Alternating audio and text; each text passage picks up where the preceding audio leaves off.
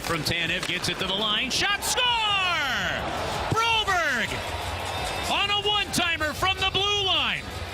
After terrific stick handling from Kyrou, it found its way in, it had some eyes, and it's a 1-0 Blues lead. Game's coming over the line.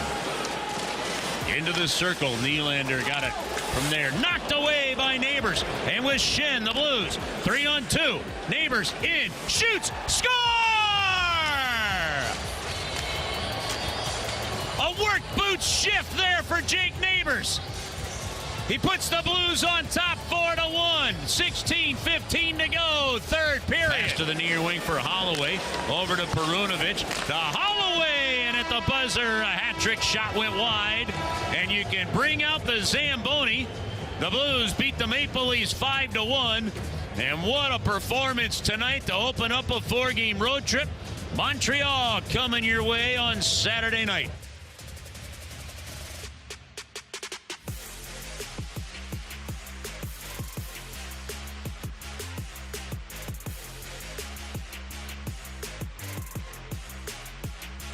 Response. T-Bone, I got to be honest with you, I did not. Just a heads up to Grant, we do have a pretty significant echo here in our ear, but we will you to push on because that's what we do on BK and Ferrario. We are broadcasting live at the E&B Granite Studios at the Centene Community Ice Center.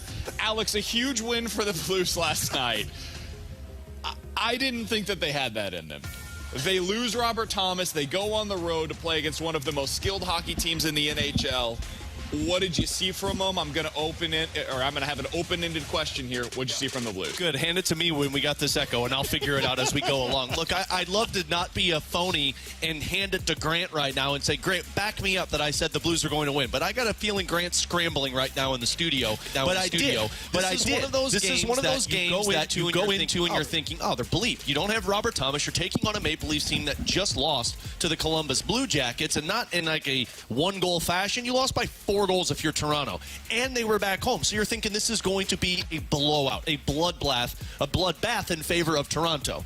And I just thought the Blues were going to play a simple brand of hockey, because typically when teams lose their best player, a guy that does everything for them, everyone focuses in on, hey, the only way we're going to get through this is if we dumb things down. And last night, this is a positive statement that I'm about to make, so please understand that. They played about as dumb of hockey as you can ask, in a good way. Keep it simple, stupid. Yes, and hurts my feelings, but means a lot. And it's true, because what did they do? They dumped the puck in, they went after it, they forced Toronto to play in their own zone. And when Toronto made a mistake, this is the key in all of it, they capitalized. You look at the goals. Kairou's set up to Philip Broberg, turnover in Toronto's zone. Neighbors' goal, turnover in the offensive zone by Toronto.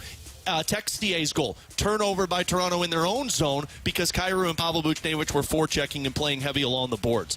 That was as simple of a game as you can ask for the St. Louis Blues, and that is why I feel like you saw the response that you did. Now, is it going to last? That I don't know, because sometimes you get fat and happy with how you're playing, and that carries over into the next game, and you're thinking, oh, we can get through it this way. It was as impressive of a game as I've seen them play this season, because at no point did I feel like Toronto was going to make a comeback. Just a heads up to everybody back in the studio. We do have that echo back in our ear. It was impressive. I loved what we saw from them, especially from Jordan Kyrou. Jordan Kyrou was unbelievable. He was the best player on the ice, and that game included superstars everywhere from the Toronto Maple Leafs. He had Craig Berube, his former head coach, in attendance. I'm sure he wanted to make a statement there. He's in his hometown of Toronto. He did look over at him after that first goal. It was impressive. Kyrou was skating in a way that you rarely see anybody skate in a game. Forget what we think, what our preconceived notions of Jordan Kyrou are. Dude, can we just look for a moment at what Kyrou has been so far this year? That was clearly his best game. Oh, without question. But overall, I know that we had a conversation like 3 days ago about how much he's been struggling lately. Jordan Kyrou now has 9 points and is a +6 on the ice in 8 games so far for the Blues. He's been everything you could have asked for so far this year. A legit point-per-game player. Yeah, you'd like to see the goals higher. They will be. It's going to come. He's fine. He's going to be a 30-goal scorer at some point this year. A +6 After last year, he was minus 12. The year before that, he was a minus 38. He's playing winning hockey right now. I thought there was a really interesting quote after the game yesterday from Drew Bannister. I want you guys to hear this on what Jordan Kyrou is doing to reach the best version of his game currently. He's a team first player right now. He's playing team hockey. I was impressed with his game last game. I know the offense and we've talked about, getting more pucks to the net. I thought I saw an effort today, but I just think he's playing team hockey. Like he wants to win hockey games, and he's doing whatever it takes right now to win hockey games. For the skill players, it's easy to get away from what the team wants to do and playing a North game and really dumbing it down. And here's a guy that's, using the wall to chip pucks. He gets over the red line if he doesn't have a play. If he can't drive it wide, he's putting it underneath. The goal in the second period, it's a forechecking goal. They get two guys, him and Bucci, forecheck, turnover, it's in the back of the net. They're doing things the right way. And it's winning hockey. Alex, when you think about Jordan Kyrou and when fans think about Jordan Kyrou, I think last night, strangely enough, is why they get frustrated. Oh, totally. Because you see that and you're like, you have that in you. You can do this. Why is it not more consistent? Why can't we see that for 82 games? And the honest answer is because that's hard. What he did last night is bleeping exhausting. He's skating everywhere. I haven't seen the metrics on it. I have to imagine he was one of the, if you look at the distance covered, he had to have been right up there, if not at the top, near the top of the list for the Blues last night. If you look at bursts, he had to be at the top of the list for the Blues last night. He closed every circle on his Apple Watch after that game. He was amazing, and so it's really hard to do that. And yes, I understand he's paid handsomely to do what he did last night. But the reason why you continue to trust and believe in him is because he has that in him. There are so few players in the NHL that have that kind of a game in them. He's one of them. So you keep trying. You keep believing that that's going to come out eventually. That was as impressed as I've been from the Blues all season long. The fact that they can play that style, they know who they are, they know how they have to win, they can do that transition hockey, but also the counter-attack style of hockey. I like watching this Blues team. I don't know what they're going to be by the end of the season, but I enjoy watching them right now. I think it's important to emphasize one thing that Drew Bannister said there when he was talking about Kyrou, and he played a very simple brand of hockey. We just talked about it as a team. Keep it simple, stupid. The 4 games that Jordan Kyrou played with Robert Thomas, you know how many shots on goal he had in those 4 games? 17. Oh. Do you know what his point total was at the end of those 4 games? 1. He had an assist. Now, let's go to the 4 games he played with Pavel Buchnevich, the first 3 of the season and then last night. You know how many shots on goal he had? Guys, I want volunteers in this game. 4. 5, but that was close, man. BK game. Do you know how many points he's had in those 4 games? So you said he had 2 in the others? So 1. So thanks for listening.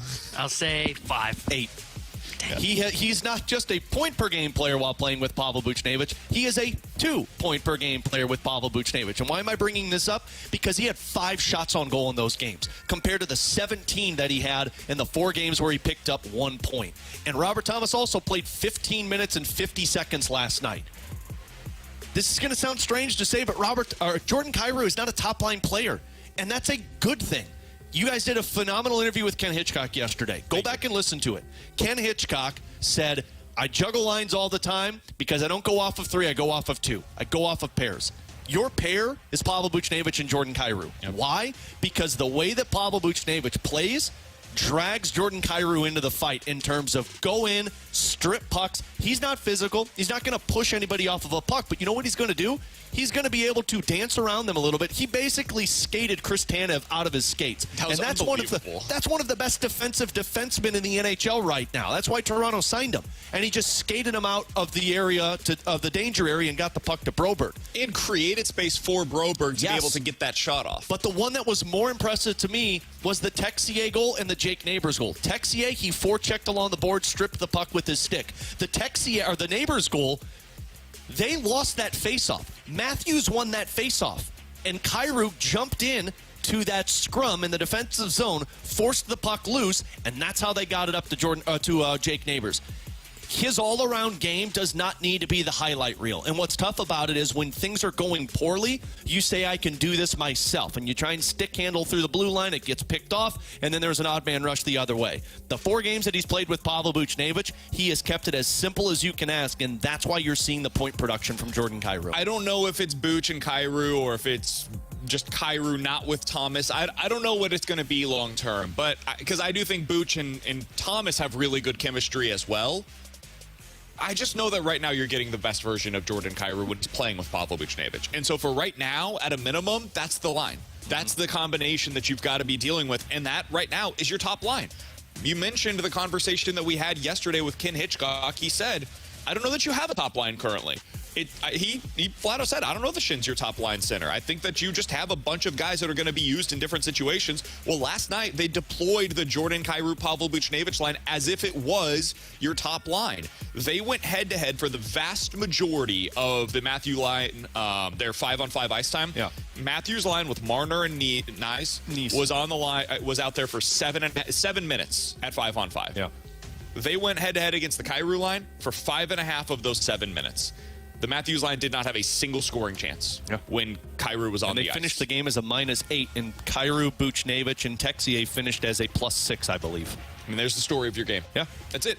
You go up against a team that has one of the best lines in the NHL, one of the most skilled lines in the NHL, as offensively driven as any line is in the NHL, and you beat them head-to-head with Pavel Buchnevich and Jordan Kyrou on the ice. There's your story. You add in the fact that they had 4 lines that were rolling all game long. You have some great defensemen that are on there. Broberg, another great game. Bennington, who we haven't even mentioned yet, was spectacular last night.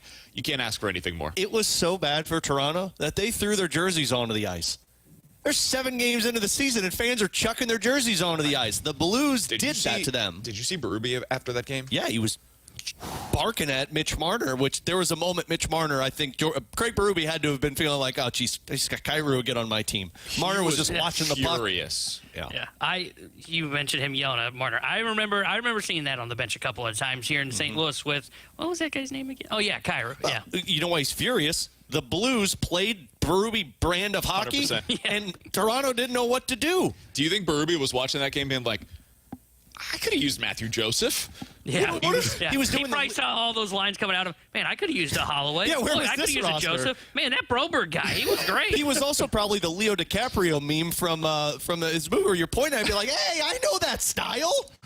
Robert Thomas was on with the morning show earlier today, and he was like, yeah, I've seen that look before. I knew exactly what he was saying to those guys. I loved it. It was great. All right, 314-399-9646 is the Air Comfort Service text line to get involved in the show. If you guys want to have any questions sent in today, ask us. Anything is coming up at 11:45. We will be asking a lot of questions of our own today as well. We've got Chris Kerber, the voice of the Blues. We've got Mike McKenna, former NHL goalie. We've got Harman Dayal, who's an NHL reporter for The Athletic, had a great piece about Broberg and Buchnevich. We'll talk to him coming up at the 12 o'clock hour. And if that is not enough, Jon Jay, former Cardinals outfielder, now the newest member of the Cardinals coaching staff, will also join us in the 12 o'clock hour. So plenty to get through. Chris Kerber, we started with him, coming up next here on 101 ESPN.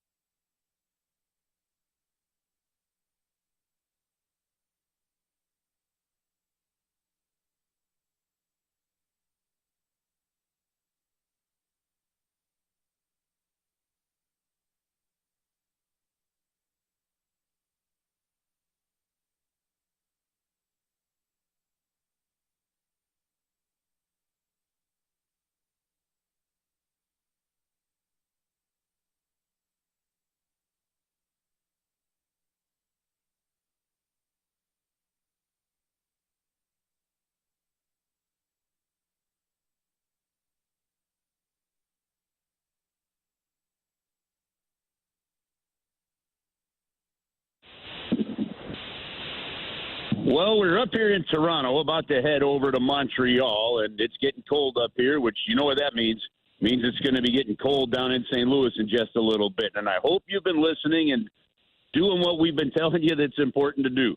Get that heater and that furnace ready to go for the winter months. Get a maintenance check on it now. They're inexpensive. They're easy to schedule at ClassicAirCare.com, and it could help prevent major problems later. Look, you get your tires rotated, you change the oil on the car, you do other basic maintenance around your house. This needs to be part of that basic maintenance. And they've got maintenance plans available for you as well. So once you've signed up for it, it can be out of sight, out of mind. They get to your house, they make sure it's there. You can prevent major problems, and the last thing you want is a major problem in the middle of the winter when it's cold and you can't get the heat on.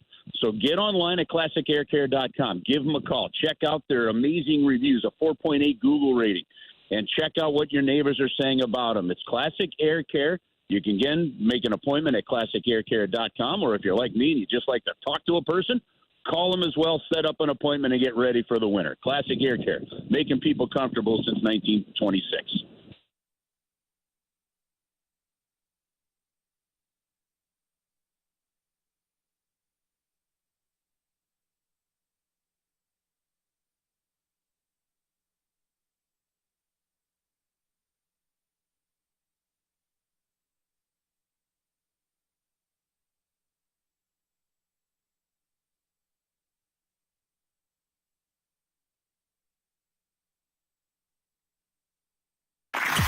Wall-to-wall Blues coverage is right here.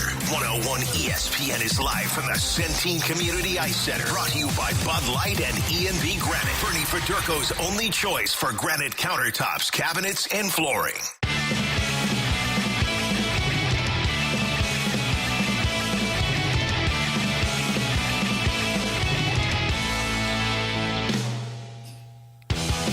Alex Ferrario and Tanner Hendrickson. I'm Brandon Kiley. We're broadcasting live at the E&B Granite Studios out of the Centene Community Ice Center. If you guys want to get involved in the show, 314-399-9646 is the place to do so. That is the Air Comfort Service text line. YouTube is up and running as well. YouTube.com/101ESPN-STL. We are guest heavy today, and we begin that with Chris Kerber. He's the voice of the Blues. He's joining us live from Toronto ahead of the Blues getting on the bus later on this morning. Kerbs, appreciate the time, man. We were just breaking this game down between the Blues and the Maple Leafs from last night. That's about as much fun as I've had watching the Blues in a really long time. They dominated at even strength against one of the best even strength teams in the NHL. Win that one 5-1. What was your biggest takeaway from last night's game, Kerbs? Well, it was just a great win. Yeah, we're actually on the bus now, BK. Wait, did you say we have a heavy guest or we're guest heavy? He said heavy guest, Kerbs. He said heavy guest. Either applied, but I went with guest heavy for today. Yeah. Okay. Well, I'm a little dyslexic, so if I hear that wrong, I'm just going to have to go to the gym when we land in Montreal again. Hey, just be careful at that gym, though, Kerbs. You don't need any other issues. No, you ain't kidding. I'm walking on a treadmill, and the treadmill's saying ouch every time I take a step. No, BK, it was a terrific win last night. And when you talk to some of the coaches, they felt that their team was ready. They had an optional skate. Talking to some of the guys, it kind of felt like the travel for some reason felt long coming into Toronto, but they had an optional skate. They were ready to go. They were well prepared. They played a terrific game, and we hit on a lot of the points in the pregame show. But you knew you were just going to have to get good goaltending because Toronto's going to. They've got the skill to get the chances. And, 86 shot attempts is insane. But all in all, they put together a terrific game from the goaltending out. The special teams were massive difference makers. And I think, that's part of what the coming together of an early season is going to take. You're going to have some blips. You're going to have some ups and downs. And as you go along, you want to try and find more and more consistency. Kerbs, going to the defensive side of things for St. Louis, obviously Binnington was huge, stopping 40 of 41 shots. But going off of a natural stat trick analysis of that game, the Toronto Maple Leafs had one high-danger scoring chance in the third period last night. And this was a team that the Blues didn't sit back on their heels and just let Toronto in. They found a way to not only eliminate the scoring chances for Toronto, but also pick up 2 goals of their own in the third period. Well, I think that's the thing, Alex. All the guys were talking about. I told you, I talked to Reddick Fox, and he was talking about they have to, the next step for them is that 60-minute game, and I thought they had it against the New York Islanders. Played a really well-structured game there, and I thought they did it again last night. You're right. In the third period, they didn't sit back, and they stayed on the front foot, as the phrase in sports likes to be now, and they were able to get that puck back in, get another goal on top of it as well, and keep that kind of all-around physical style of play. I thought it was really cool. It was led by the young guys in a lot of ways too. So there's defensively, they blocked a lot of shots. I think it was 26, 27 on the final stat sheet. Yeah. In that sense, and he got a little bit lucky too. That one play where the puck got caught in Bennington's skate and it came out in front. The shot hit, Parayko's skate. But yeah, well, that's right. You make your luck, right? So that's right. All in all, one of those good games. And the thing is, too, guys, I don't know if you see it as well, but when you have longer road trips, a 4-gamer, and this one's 9 days, there's a lot of downtime on this trip. Starting off with a win is just so important for the psyche and so good in that front, because you just watch these other games around the league. I mean, look at this Central Division. You've got an undefeated team that's gone 7-0, and they've only got a 4-point lead on the Blues, who are in 4th place, right? So it's crazy, the mental pressure and the grind that the season is. So I think starting off with a win is just so enormous for this group.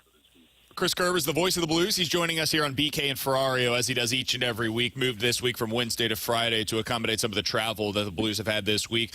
Kerbs, I did want to ask you about Jordan Kyrou, because that's as good as I've seen him in a really long time. He was engaged. We heard after the game, Drew Bannister, what he had to say about him playing winning team hockey. Looked this up earlier today. This is the first time since 2022 that Jordan Kyrou had any stretch of 8 games, any span of 8 games, with a plus-minus of at least +6, and that's what he's been so far to start out the regular season. Kerbs, what'd you see from Jordan Kyrou last night? Dude, that's a great nugget.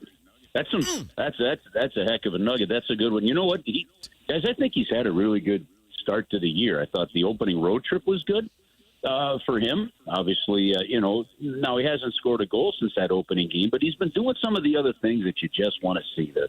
The smaller plays. He threw a couple of checks last night. He was on the right side of the puck. When you go back and think of a Ryan O'Reilly, that one of the things that made him good is Ryan O'Reilly didn't hold on to the puck forever either. But when he lost it, he'd get it right back. Or he was always trying to advance the play, right? I mean, somehow if it goes on his stick the second time, he got it in deep, those kind of things. There were not turnovers at the blue lines. There were not the extra play. It was just good, smart hockey, and that's what they need from him. I said this in the postgame podcast. You can talk about opportunities for other young guys to fill in with Robert Thomas out. What a huge opportunity for Jordan Kyrou here, because they're going to need him to be not just offensive, but that kind of player while Robert Thomas is out. And then you hope he stays that way. I really think he's had a very good start to the year. Kerbs, was that nugget good enough to overlook the fact that BK called you heavy? Yeah, absolutely. Yeah, absolutely. Okay, good. You throw those kind of nuggets out, you can go ahead and call me fat. I don't care. Well, one more for you, Kerbs. I've got another one for you, Kerbs. You want this one? Oh, he's throwing 2 nuggets. Yeah, listen, Happy Meal, you throw Kerbs. another nugget like that, I'm scared. Hey, don't you worry about it. We'll talk about that on a personal side. Broberg has joined Dursey, Hughes, McAvoy, Ronick, Dahlin, Ekblad, Theodore, and Hedman as the only defenseman aged 25 or younger to have 7 points and be a +7 in their first 8 games of a regular season in the last decade. How you feel about that one, Kerbs? Pretty good. You got to love it when he's got those names. It's better. All right. Yeah. We'll move on. Just tell him it was better, Kerbs. Yeah. Tell him it was like subpar at best. The challenge is, okay, I can take the Kyrou nugget and kind of I could put some context to it. Sure. The Broberg one, I'm like, that's a really good start, but I don't know what it means after that. It means he's a top pair defenseman. That's it. It means he's elite, Kerbs. That's what we call it. Yep. Well, they knew that he was going to have the opportunity to perform. They knew that he was going to have the opportunity to play top minutes. That's one of the reasons that contract that he signed there. And sometimes in the game, you just need to be given an opportunity, and it doesn't happen. It's hard to do it with teams that are winning. Look at Craig Conroy and the role that he had to play in the late 90s, early 2000s for the Blues, right? Joe Quenneville just wasn't going to move him up the lineup, and there wasn't room. But he ends up going to Calgary and gets 70-plus points playing with a Ginla. Sometimes players just need a little breathing space and some opportunity, and that's what the Blues have provided to Broberg. We talked to Ken Hitchcock yesterday, and he sounded personally offended when I asked him who the comparison was for Broberg, and his answer was 2 words, Jay Bomeister, and then finished it there. And then when I asked him why, he he was like taken back. He's like, "Come on, man! How do you not know this?" It was great. Ken Hitchcock doesn't like to be asked why. It was great. You didn't start that interview off with heavy guests, did you? Yeah, no, not at all. He knows better. No. I said the best guest we could possibly have on 101 ESPN. Hey, Kerbs, appreciate the time as always, man. Enjoy yourself up in Canada. We'll talk with you again next week. All right, guys. Have an awesome weekend. Cheers. You got it. Safe travels. That's Chris Kerber, voice of the Blues, joining us as he does each and every week here on BK and You said Ferrario. he's in Canada. He's not in Calgary. He's not. My favorite part of Canada is Calgary, although I've never been there. Calgary, I've heard the Stampede is great, but never been. Calgary, Canada, ladies and gentlemen. No, instead they're going to... Joey, I think, is in Calgary, Canada. No, Joey is in Kirkwood, Canada. Kirkwood, St. Louis. I've heard that area is beautiful. I've been there. There's got a great farmer's market that I'm sure BK has been to a lot. Alex, we get a lot of crap sometimes about not talking enough Blues on this show.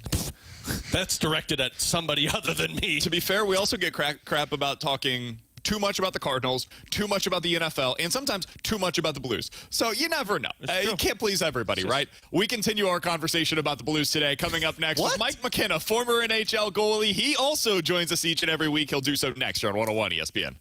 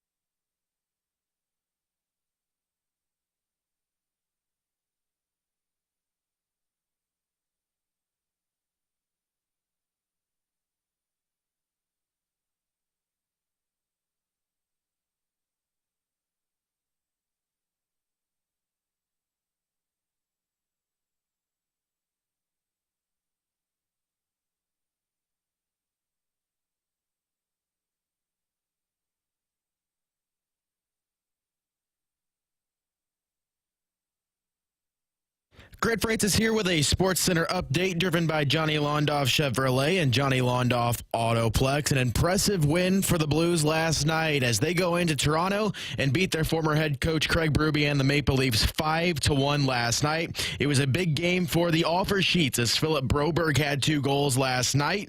Dylan Holloway had 2 goals last night. Philip Broberg added 1 as well. And Jordan Binnington had a nice game as well, making 40 saves on 41 Toronto shots. Blues will be back in action tomorrow as they are in Montreal to take on the Canadiens. It'll be a 5 o'clock pregame and a 6 o'clock puck drop here on your home for the Blues, 101 ESPN. And tonight, immediately following the Fast Lane, you'll hear World Series game number 1 between the Dodgers and the Yankees. That first pitch will be at 7:08 pregame right after the Fast Lane at 6. I'm Grant Francis. The Sports Center update's been driven by Johnny Londoff Chevrolet and Johnny Londoff Autoplex. See them at londoff.com. Chevy, together we drive. Are you kidding me?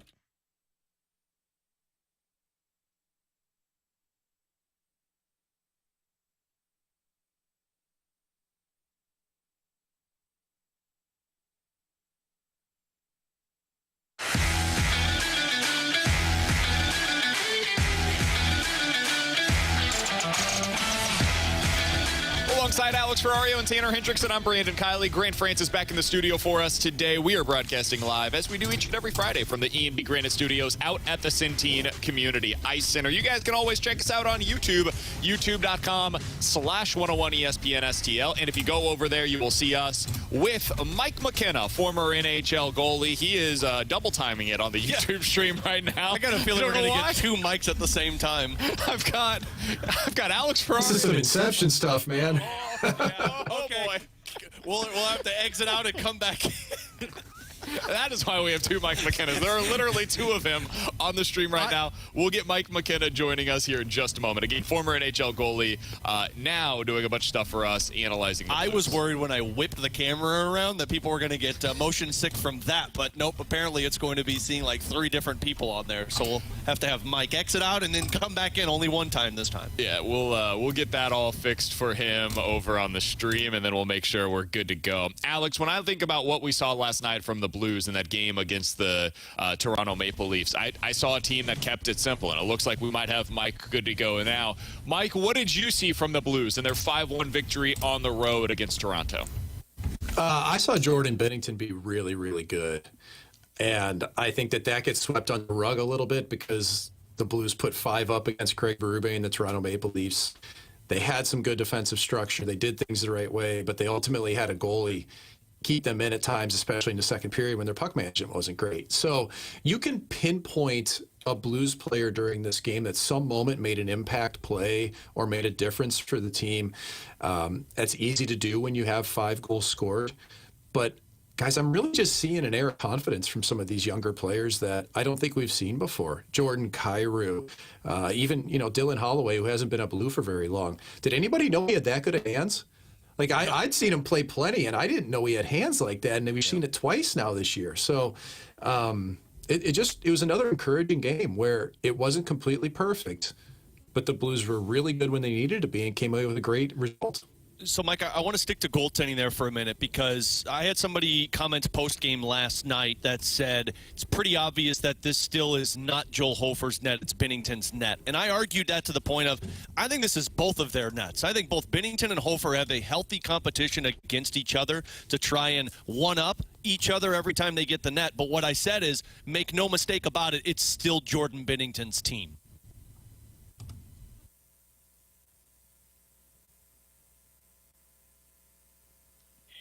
And it is Jordan Binnington's team because he showcased that last night. There's Mike. He's back. Let's fix this, guys. I think we're here now. So, anyway, yeah. Did you hear my question about Binnington, or do you need me to restate it? Yeah, let's hear that one again. Let's dig deep on him for a minute. That was very Take 2. Take 2, ladies and gentlemen. Take 2. I had somebody on postgame last night, Mike, say that it's pretty obvious that this is still Jordan Binnington's net. And I thought that was really interesting because I don't think it's either of their nets. I think they split that net. But one thing was sure after Binnington's performance last night, it's still Jordan's team. Yes. And to me, he's still the backbone of this club. I love the trajectory of Joel Hofer's career. I think that he is the perfect number 1B. He's the perfect tandem goaltender for Jordan Binnington right now, because you've got a goalie on the rise in Hofer, you've got a goalie in his prime at Binnington, and by the end of the season, the Blues are going to utilize both of them. And what's the right mix? The Blues, to me, they've had to rely on Jordan Binnington too heavy for too long. I think now you're looking at, you could easily trot out a 50-30 split and be very happy going into the postseason if the Blues are in contention for it, which right now, man, guys, this could happen. You know, this team looks energized. They could push. They could make the Stanley Cup playoffs. So I do think at the end of at its core here, this is Binnington's team still. He's still the guy that brought St. Louis its first Stanley Cup. Really, on his shoulders, it was him. And I think you still see that swag. I would be concerned if I didn't see growth to his game. I have seen growth to his game. These past 2 seasons, he's been more in control. He's been swallowing pucks. He's not allowing rebounds. He's been very calm. He's been very mature in the net. That all leads me to believe that what we're seeing from Jordan Binnington is just going to continue this year, and he's going to get great support from Joel Hofer when called upon. We're talking with Mike McKenna, former NHL goalie, joins us every week on BK and Ferrario. It's presented by Macadoodles. Mike will tell you some of the cool stuff that they're doing at Macadoodles to prepare for their November 15th grand opening. Again, November 15th, Macadoodles going to be opening. I'll tell you about that here in just a moment. Mike, I think people are sick of hearing me talk about this at this point, but one of my biggest takeaways from watching the Blues through the first couple of weeks of the season, they have a clear identity. They seem to know who they are and how they need to go about winning. Like, they're not guessing as to this is what we need to do every night. They now know this is who we are and this is how we win. As a former player, what value does that bring to a team when you know exactly who you are as a group?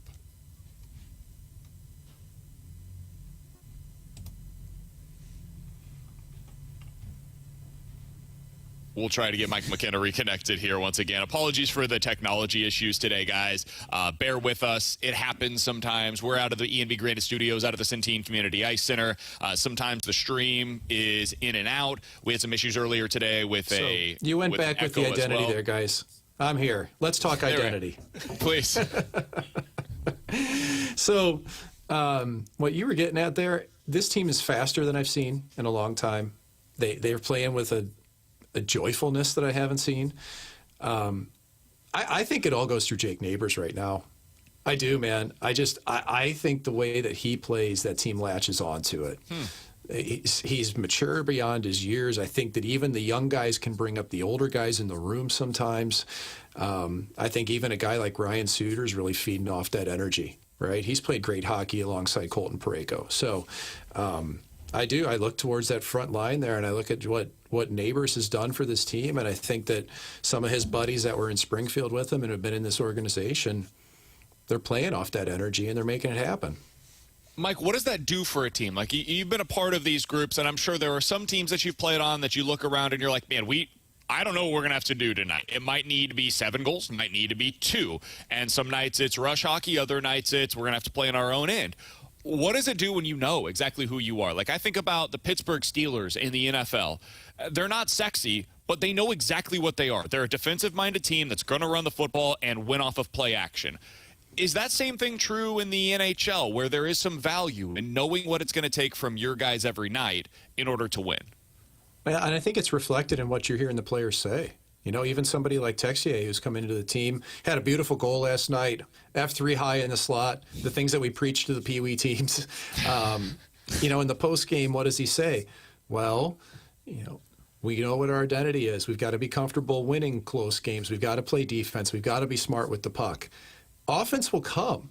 And I think it's really just the players always parrot their coach.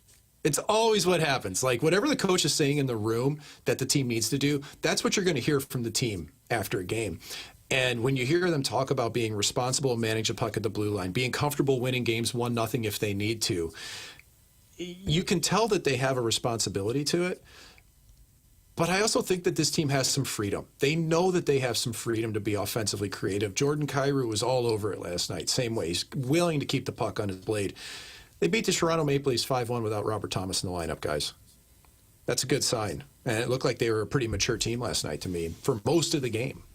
Mike, final one from me, and it seems like a strange question, but, looking through this season, they held Seattle to less than 3 goals. They held the Islanders to less than 3 goals, the Hurricanes, the Winnipeg Jets, the Toronto Maple Leafs.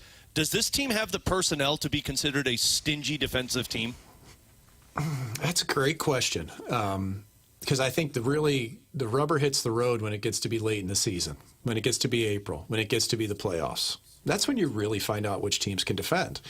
And I think that's what remains to be seen, really. Is Ryan Suter going to be called upon to continue to play top pairing minutes? Is Nick Leddy going to be back and healthy and a big factor for this team? Does Perunovich take steps? Is it more incumbent upon the forwards to be able to come back and help out like they have so far and been diligent about getting back into the zone, into defensive positioning within that area in front of Bennington and Hofer?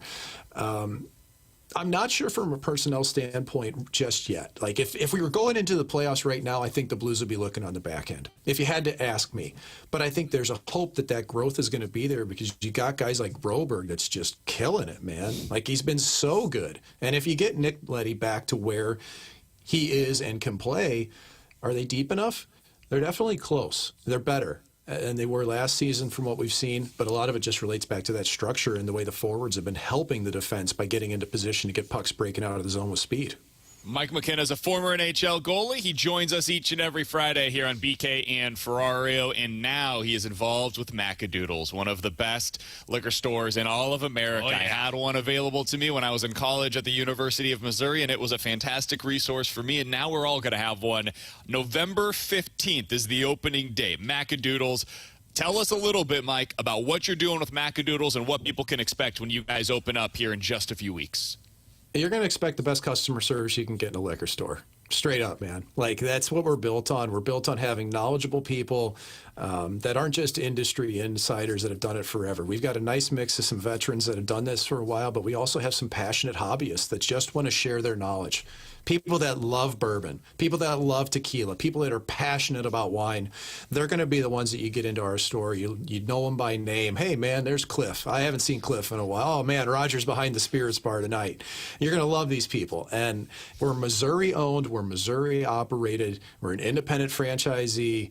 We got our buddies next door at Sugar Fire doing a great thing. Brady Cook's amongst our ownership group, so shout out to all those Mizzou fans out there. He's my partner on this, too. That's what it's rooted in, guys. It's all about customer service. It's about people coming in to have a good time. It's about competitive pricing, which we will have. It's about having unique items, which we will have. And we're going to be the only place in St. Charles County where you're going to be able to get the wines that you want. You don't have to travel into Clayton anymore. You can come see us out in Dardine Prairie, and we'll have you ready for it. He's Mike McKenna. He's going to do a fantastic job with Macadoodles 3 weeks from today. 3 weeks from today is when they will be opening, and I can't wait for that. Mike, appreciate the time as always, man. We'll talk with you again next week. Yeah, next week we're not going to have the CD player skipping. It's going to be awesome. Yeah. I'll catch you later, It'll fellas. Be great. Thanks, Mike. Mike McKenna, appreciate his time as always. He joins us each and every Friday here on BK and Ferrario. In about 15 minutes, we continue our Blues discussion because that's what we do around here when the Blues are playing as well as they are. Harman Dayal is an NHL reporter for The Athletic. He wrote a great piece about players and new roles. And for the Blues, he was specifically focusing on Broberg and Buchnevich. I would say positive returns last night on both of those individuals. We'll talk to him in 15 minutes. We'll talk to you guys coming up next. 314-399-9646 is the Air Comfort Service text line for Ask Us Anything, sports or otherwise, next year on 101 ESPN.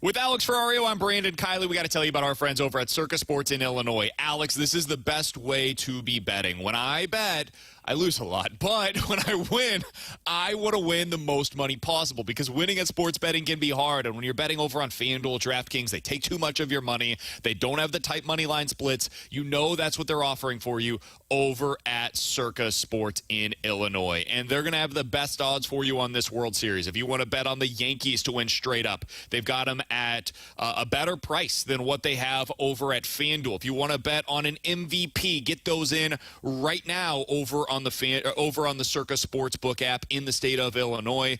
Alex, for me, in a series like this, you got a ton of different options for you. I would be looking at one of those guys that is not one of the household names that's going to be potentially winning the World Series MVP in this one, like a Max Muncy at 18-1. You can get that for you over on the Circa Sports app in the state of Illinois. This is why you need to be using Circa, whether you're doing those futures bets like BK talked about. You put together that Ferrario parlay that, 6, 7, 8, 9, 15 legs. Who cares? You're going to bring in the most money possible because you're not limited by Circa Sports Illinois. And they're so confident in their brand that they tell you to go check out the other sportsbook apps. They know you'll be back to use Circa Sports Illinois. Type money line splits, futures, bets, parlays. It's all there for you at Circa Sports Illinois. If you or someone you know may have a problem with gambling, call 1-800-GAMBLER or text ILGAMB to 833-234.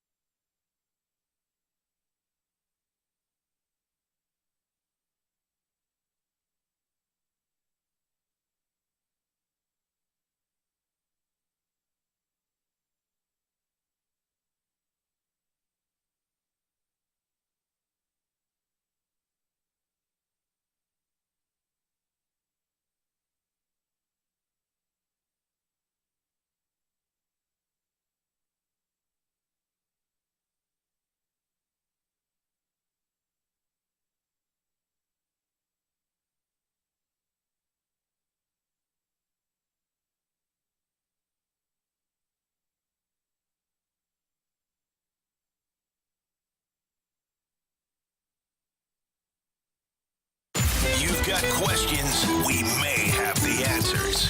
Maybe.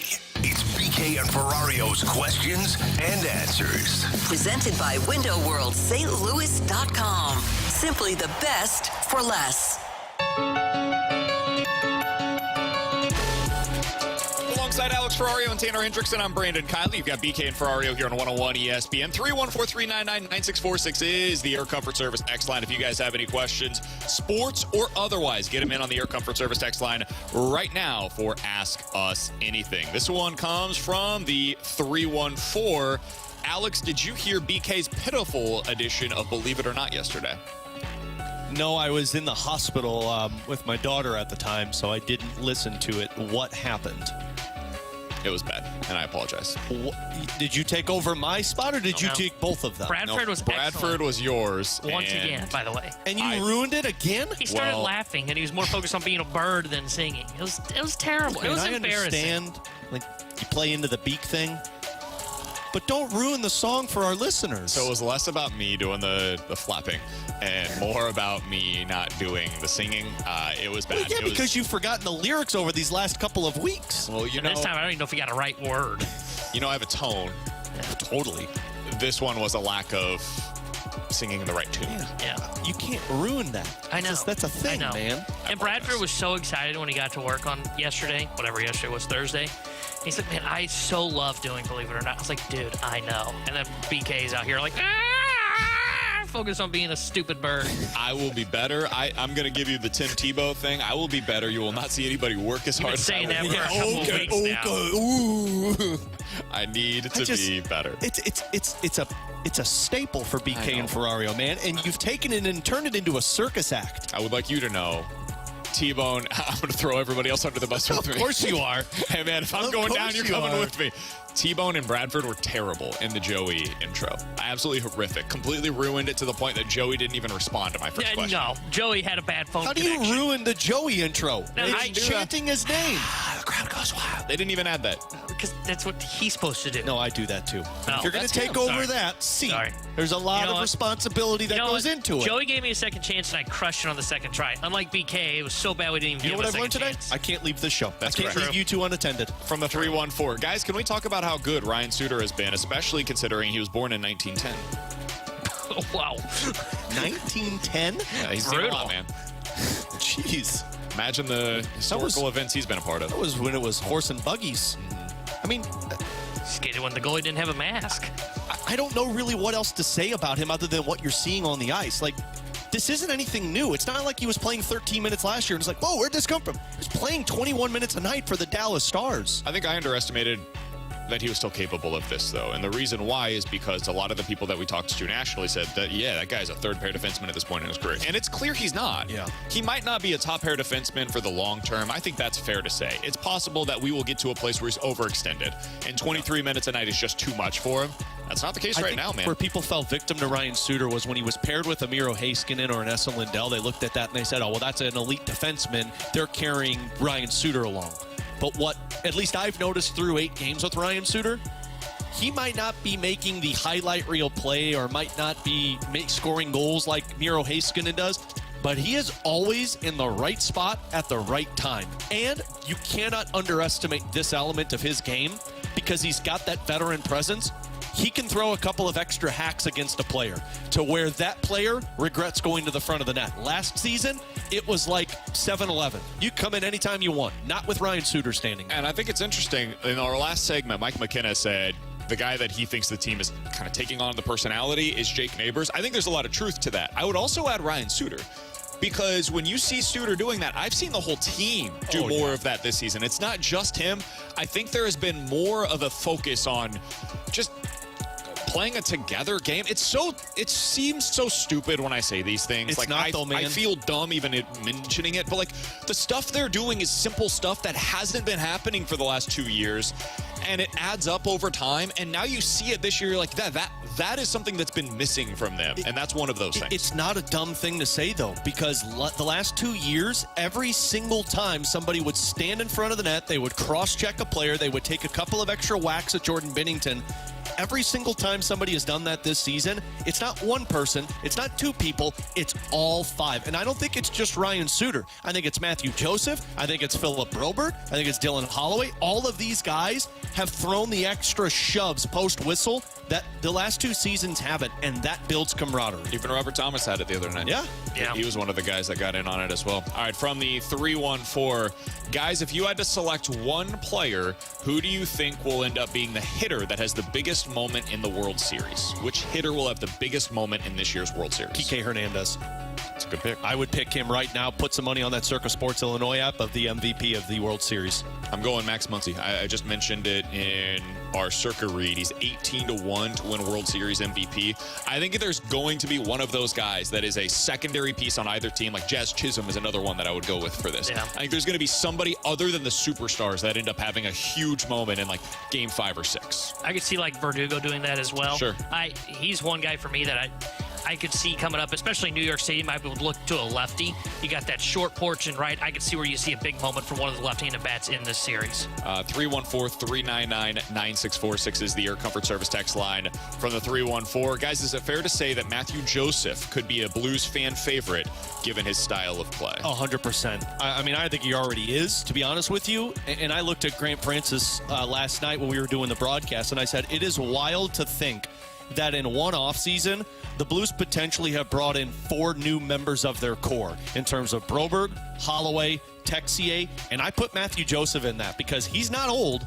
He's not young, but he's not old. He's like in that prime form, but man, does he play the style of hockey that you need if you're trying to win a cup. In 2-3 years from now, when this team enters their cup window, Matthew Joseph is going to be a part of that team. It's interesting to me because he goes so under the radar.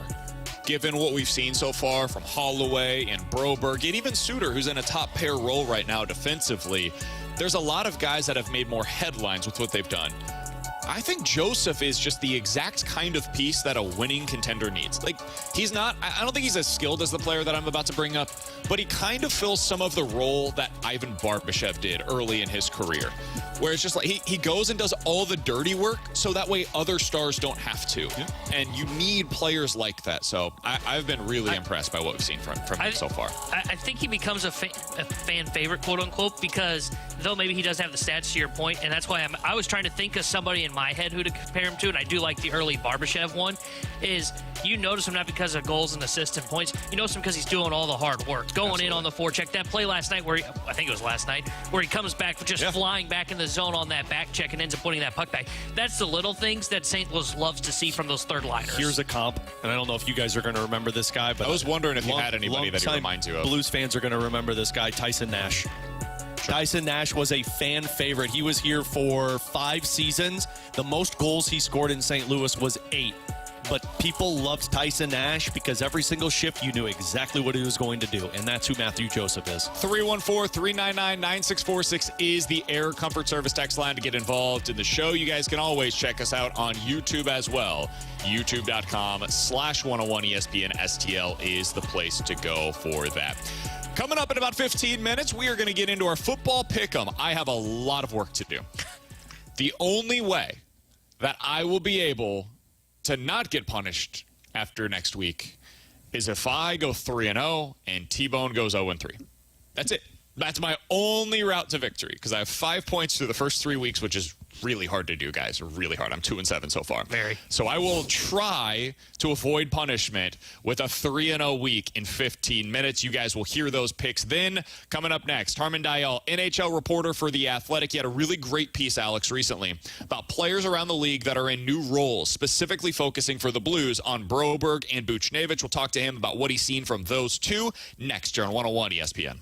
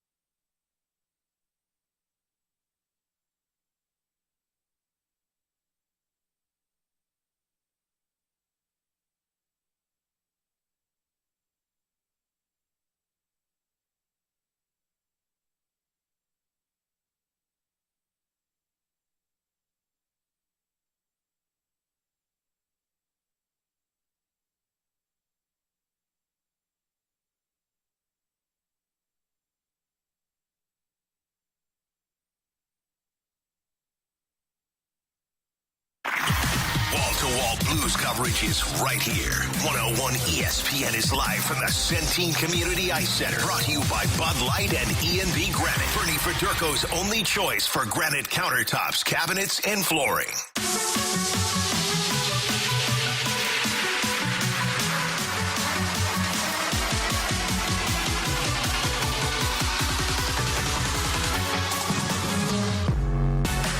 Alongside Alex Ferrario and Tanner Hendrickson, I'm Brandon Kiley. Coming up here in just a minute, we'll talk to Harman Dayal. He's an NHL reporter for The Athletic. He wrote a great piece over in The Athletic about players that are entering new roles this season. A few players around the league. For the Blues, he wrote about Philip Broberg and Pavel Buchnevich. Broberg being in a top four capacity now. Buchnevich playing the role as the centerman. Had a great breakdown, and sometimes I think it's good to be able to hear the national perspective on guys that we talk about every single day from a local perspective. And we go out to the 101 ESPN hotline right now to be joined by Harman Dayal. He joins us here on BK and Ferrario. Harman, we appreciate the time, man. Wanted to talk a little bit about especially Philip Broberg and what you've seen from him so far this year. He has been a revelation for us as Blues fans.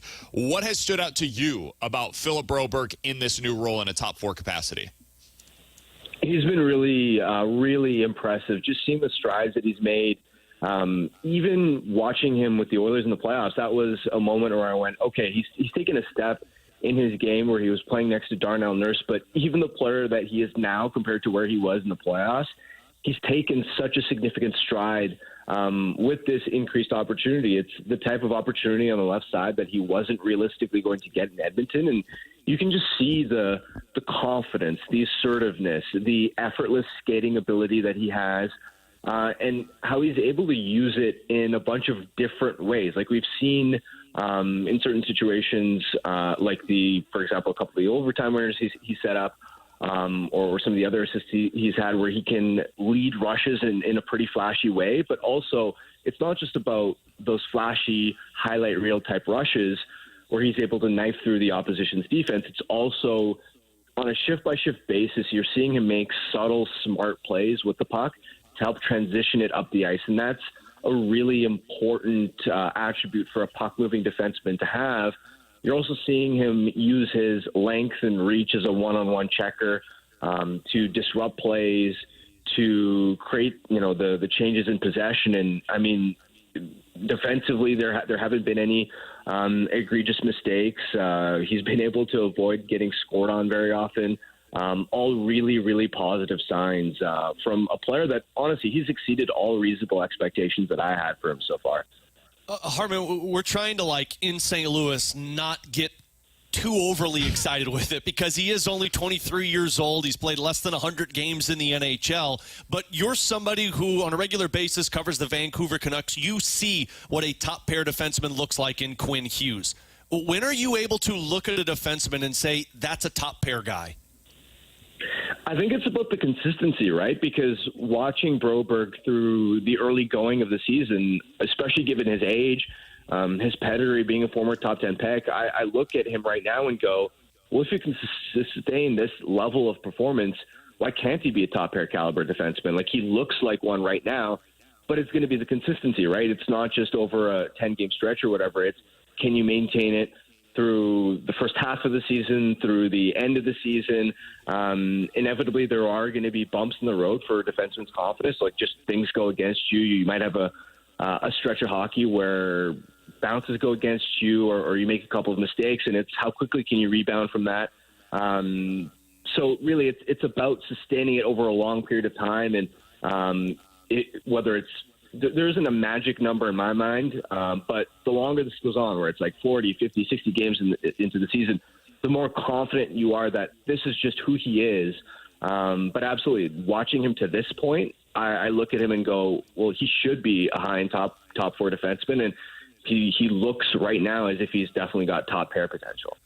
Harman, yesterday we talked to Hockey Hall of Famer Ken Hitchcock about Philip Broberg, and he said he reminds him a lot of Jay Bouwmeester, a guy that he had here in St. Louis. He was also asked, what the value is of having a guy like this. He said it's the value of gold. Like, you don't find 6'4" defensemen that skate like this at this age that are able to join your team. So I wanted to ask you, as somebody that has a little bit more of the national perspective on this, can you think of recent precedent for a 23-year-old defenseman with this kind of upside, former top 10 pick, skates like this, has that kind of length and reach, that ended up switching teams this early on in his career and became a top pair defenseman. Can you think of recent precedent for a move like this from Doug Armstrong? I can't really, to be totally honest with you, just because it's so difficult when teams have these blue chip prospects, blue chip young players that are drafted so high, that are this young, that are usually cost controlled. They're usually really difficult to pry away because, let's be honest, if Edmonton hadn't been in this offer sheet bind, and St. Louis hadn't put them in a difficult spot, even with an AAV that at the time looked like it was maybe a bit of a premium, then there's no way the Oilers wanted to give Philip Broberg away. I mean, even in the lead up to previous trade deadlines, the consistent rhetoric out of Edmonton, even when they were talking about potentially making deadline acquisitions, and they themselves wanted to go out and acquire high and top for defensemen. Even going back to before they acquired Matthias Ekholm, all the conversations around Edmonton were, well, they don't want to include Philip Broberg in any type of trade discussions or trade conversations. So it's rare, especially with a skill set, right? With that size and with that skating ability, he's just not the type of defenseman that moves very often. And absolutely, Doug Armstrong deserves a ton of credit for this creative maneuver to be able to pry him away, because he looks like he's really breaking out and going to become a long-term core piece for the Blues here. Harman, final one on Broberg from me, and then we want to get your thoughts on Pavel Buchnevich at center. But when it comes to a top pair defenseman, in St. Louis, we've all been talking about being in this retool and how they get out of this retool. If you were to look at a roster and talked about the most important factors of a team that's trying to get back into a competitive window, where would a top pair defenseman fall in that ranking? Oh, extremely high. Like it's centerman, it's top six centermen and top pair defensemen that are right at the top of the list. Just because if you aren't drafting and developing them, or in this case, finding a really creative way to find them externally, they're difficult to acquire. Like teams, once they get a top six centerman or especially top pair defenseman, they don't want to move off of them because they're so rare to find.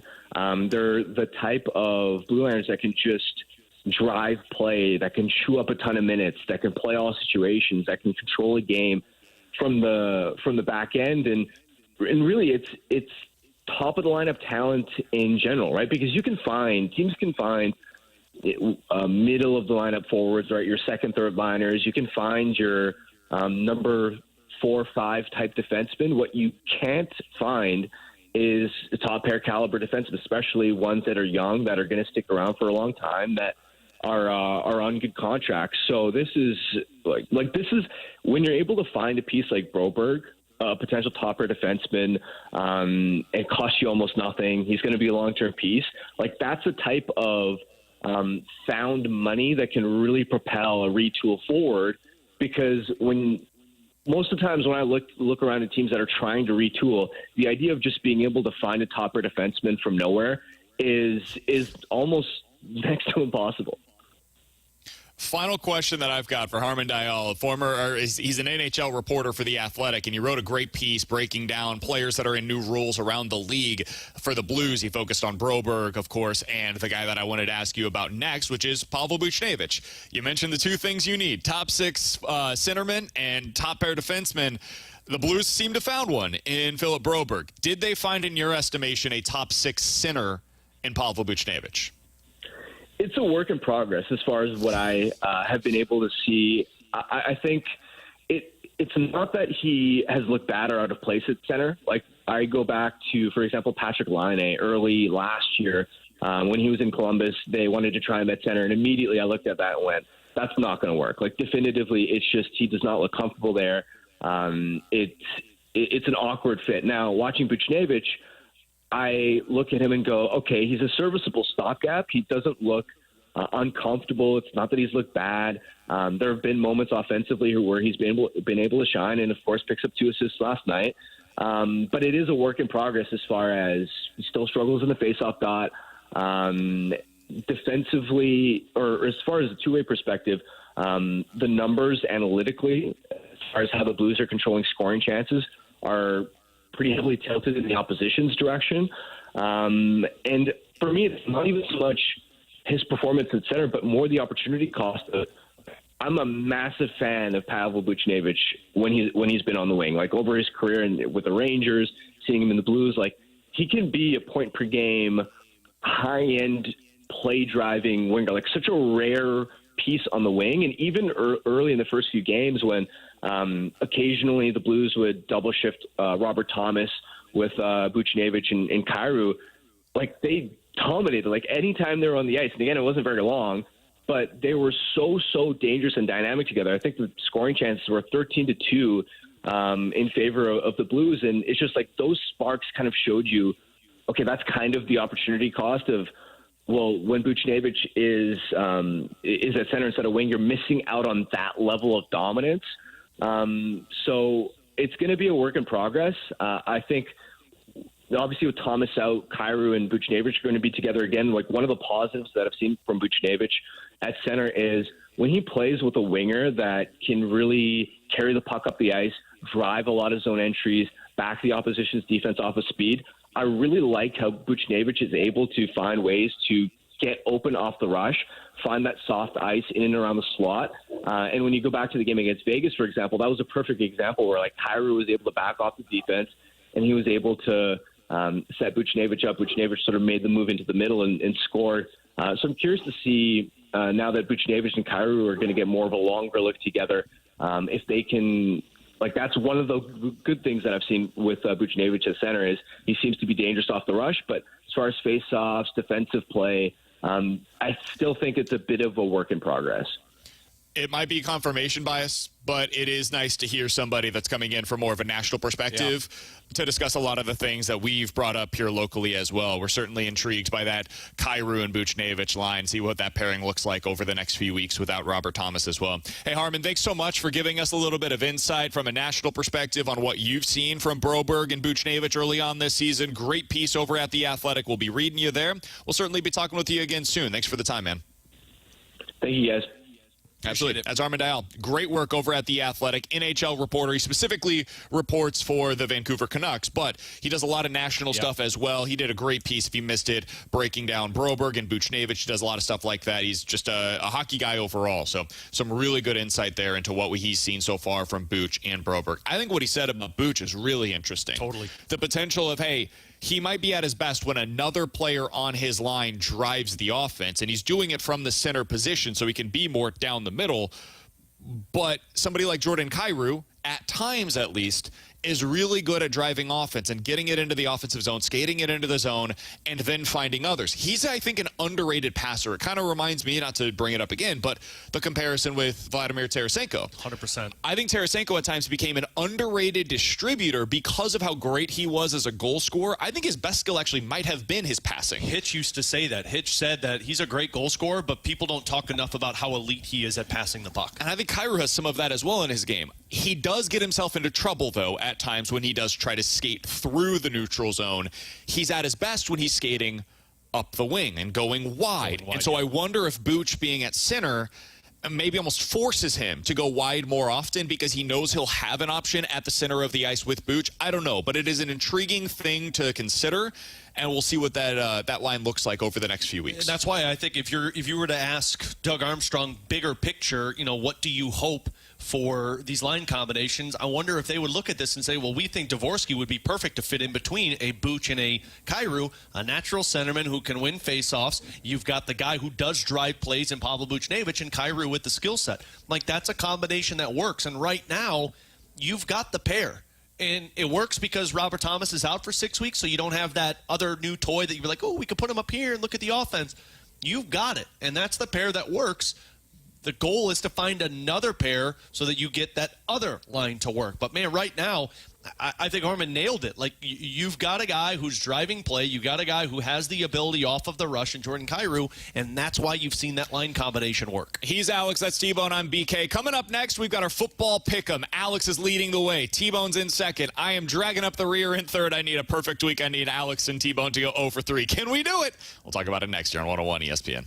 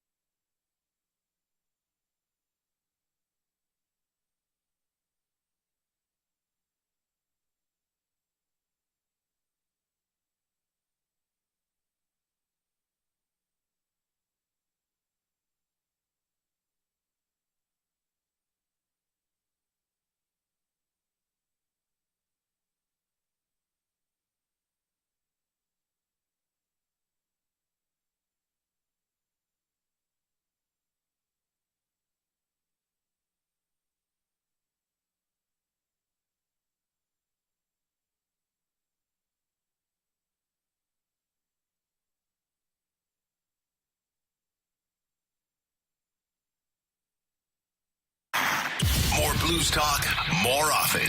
101 ESPN is live from the Centene Community Ice Center. Brought to you by Bud Light and E&B Granite. Bernie Federko's only choice for granite countertops, cabinets, and flooring.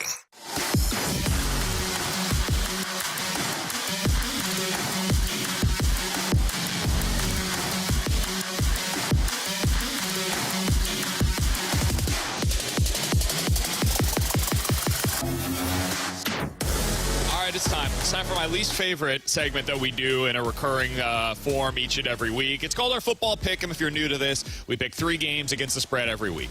Has to be a game that is played before we get back on the air on Monday morning, so the only thing that's really off the table is Monday Night Football. Otherwise, college football, NFL, all on the table. No props, no over-unders, purely against the spread. I've been terrible this month. I'm 2-7 against the spread. I've got 5 points. T-Bone has 10. Alex has 11, which means I have to go perfects this week. A perfect 3-0, and I need Alex and T-Bone to both potentially go 0-3. That is the only way that I avoid punishment. So that's where we're at. We'll get to Jon Jay coming up here in about 10 minutes. Alex, what is your 1-point play this week, my friend? 1-point play, by the way, sticking in the NFL. All of these lines scare the bejesus out of me, specifically my 1-point play, but I'm just going to go with the better team, and it's Buffalo -3. I know it's in Seattle. I know Seattle bit me in the rear end last week.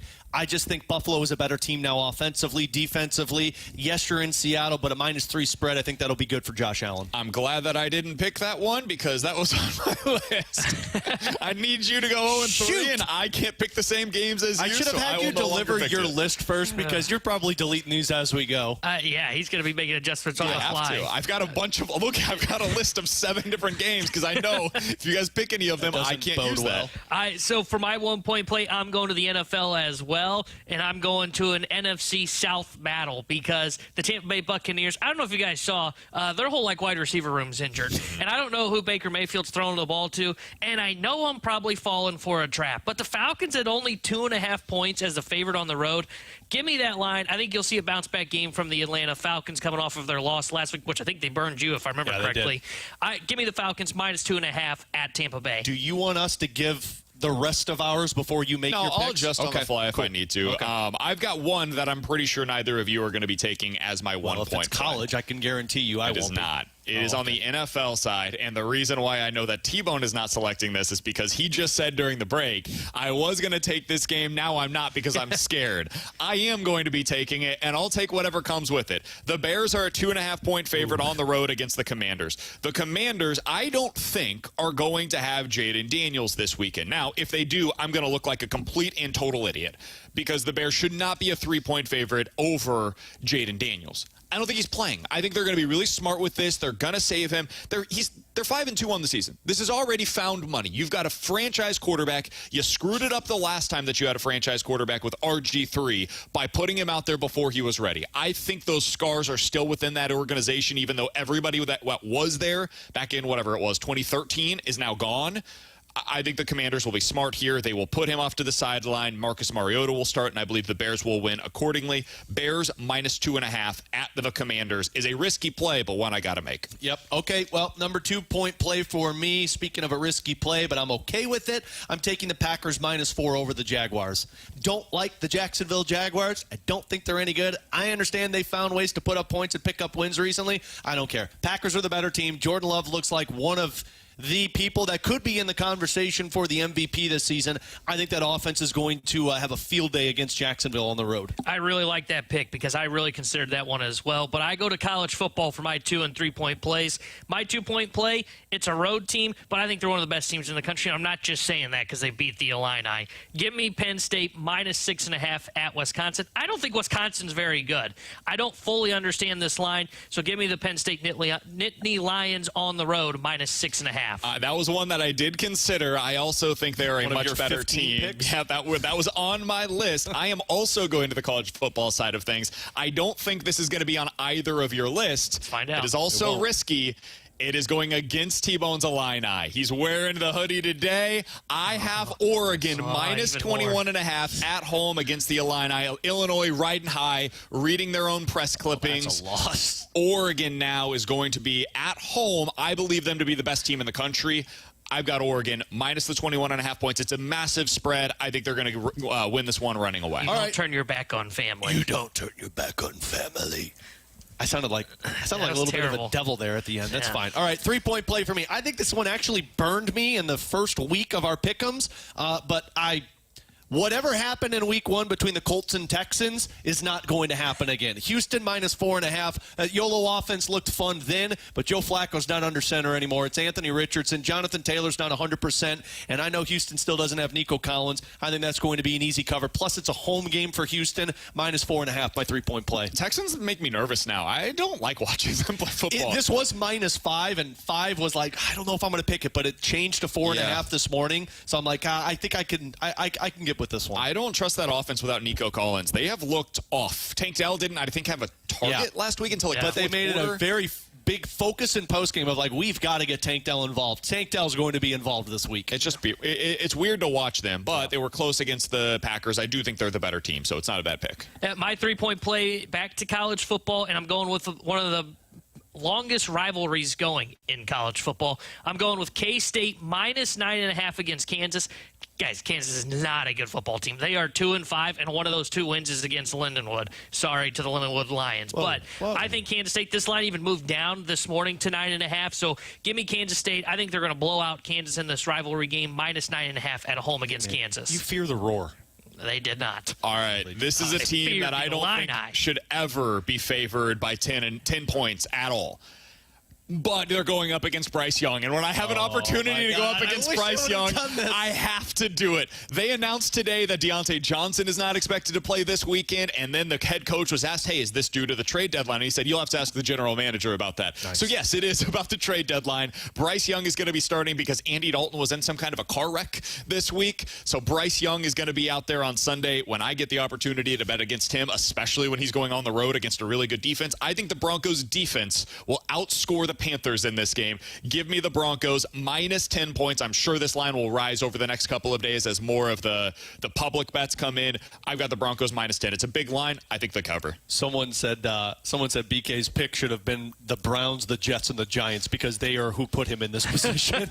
My buddy actually texted me and said my favorite pick of the week is the Browns because Jameis Winston is going to start for them. And I thought about Watson it. Is out. Chubb looked good last week, so now you're going to have him at somewhat full strength. They're at home. They're going up against the Ravens. Ravens coming off of a huge win. Jameis Winston is going to be just chucking it deep all day long. David Njoku, I would expect to have a good game. So I actually don't hate the Browns plus 8.5. I just couldn't bring myself to. I considered it, but I couldn't either. By the way, BK, Broncos are minus 11. You don't get the 10 points. It was 10. When I picked it this morning, it was 10. It's moved because of the official announcement. The rules that would be T-Bone and I have put in place for this segment is you go by the live lines. I'll give him 10. He needs all the help he can get. All right, so I've got, if you want to fade me, feel free to do so. Bears on the road as a 2.5-point favorite. Oregon at home as a 21.5-point favorite. Broncos minus 10 at home against the Panthers. We all picked favorites this week. There is not a single underdog on our spread. What could possibly go wrong? With Alex and T-Bone, I'm BK. Coming up next, Jon Jay, former Cardinals outfielder, now the newest member of the Cardinals coaching staff. What is he going to be doing for the Cardinals? How excited is he to be back with the organization in this capacity? We'll ask John about that next year on 101 ESPN.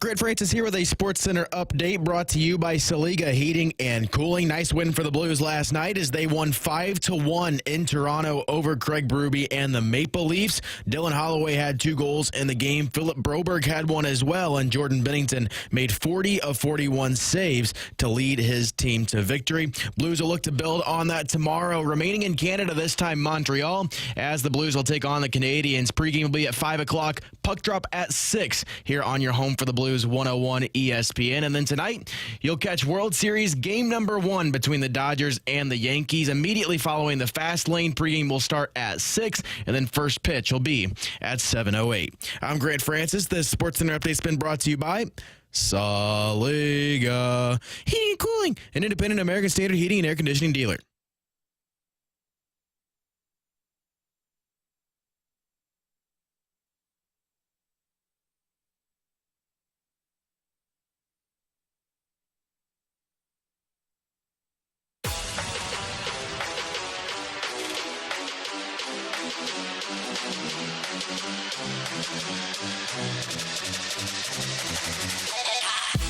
Alex, I think we all had the same reaction whenever we found out that Jon Jay was going to be added to the Cardinals coaching staff. Of course. Yeah.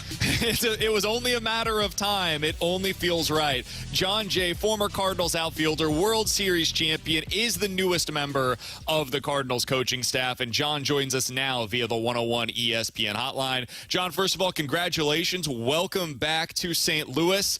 Appreciate you taking the time, man. How you doing today? I'm doing great, man. Thanks for having me, and just looking forward to being back in a Birds on the Bat uniform. I'm excited.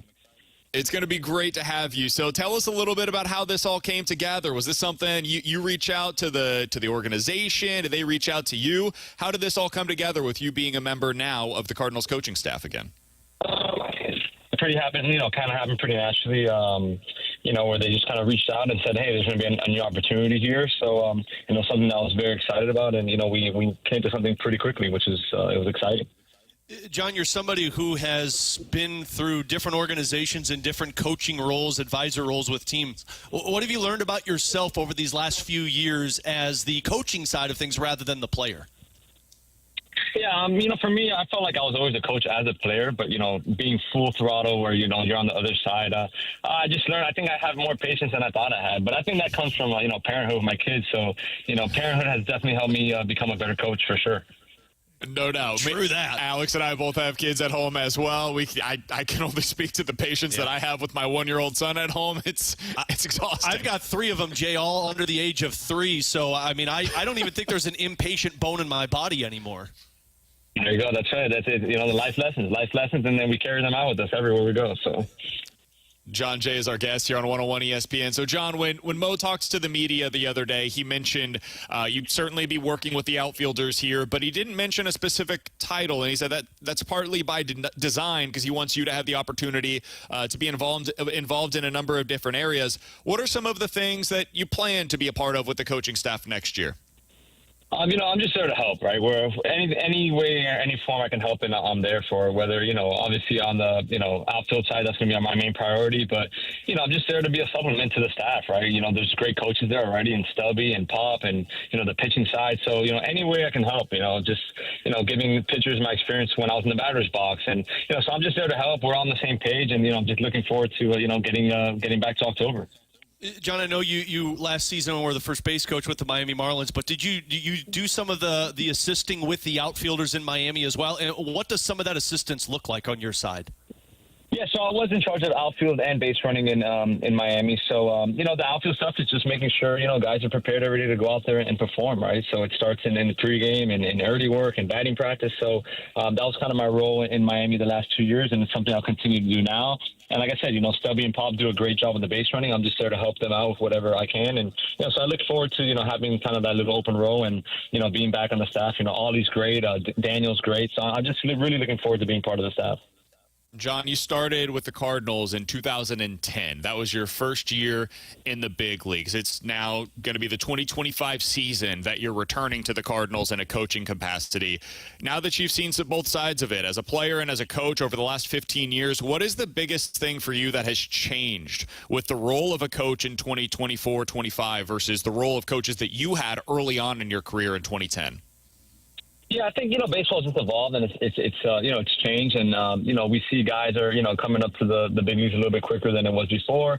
So, guys might not be as seasoned or whatnot. So I think coaches play an integral role of getting guys prepared on a daily basis, right? Where I feel like, before guys are a little bit, more prepared on that side. But, we have tremendous athletes now. You see guys throwing 100 everywhere. Guys can hit the ball in the park, do different things. And I think it's just a byproduct of just, baseball now, right? We have a lot of guys that are, showcases and different things. So I think, coaches really get, down and dirty a little bit more now in the big league level.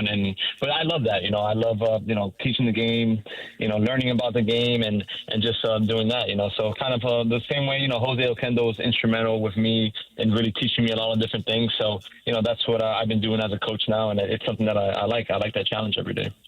I would imagine, John, and this is just us on the outside looking in, one of your biggest projects for the upcoming season is going to be working with Jordan Walker, who's a converted infielder, now playing in the outfield. He spent a couple of seasons out there, but only a few years in the outfield.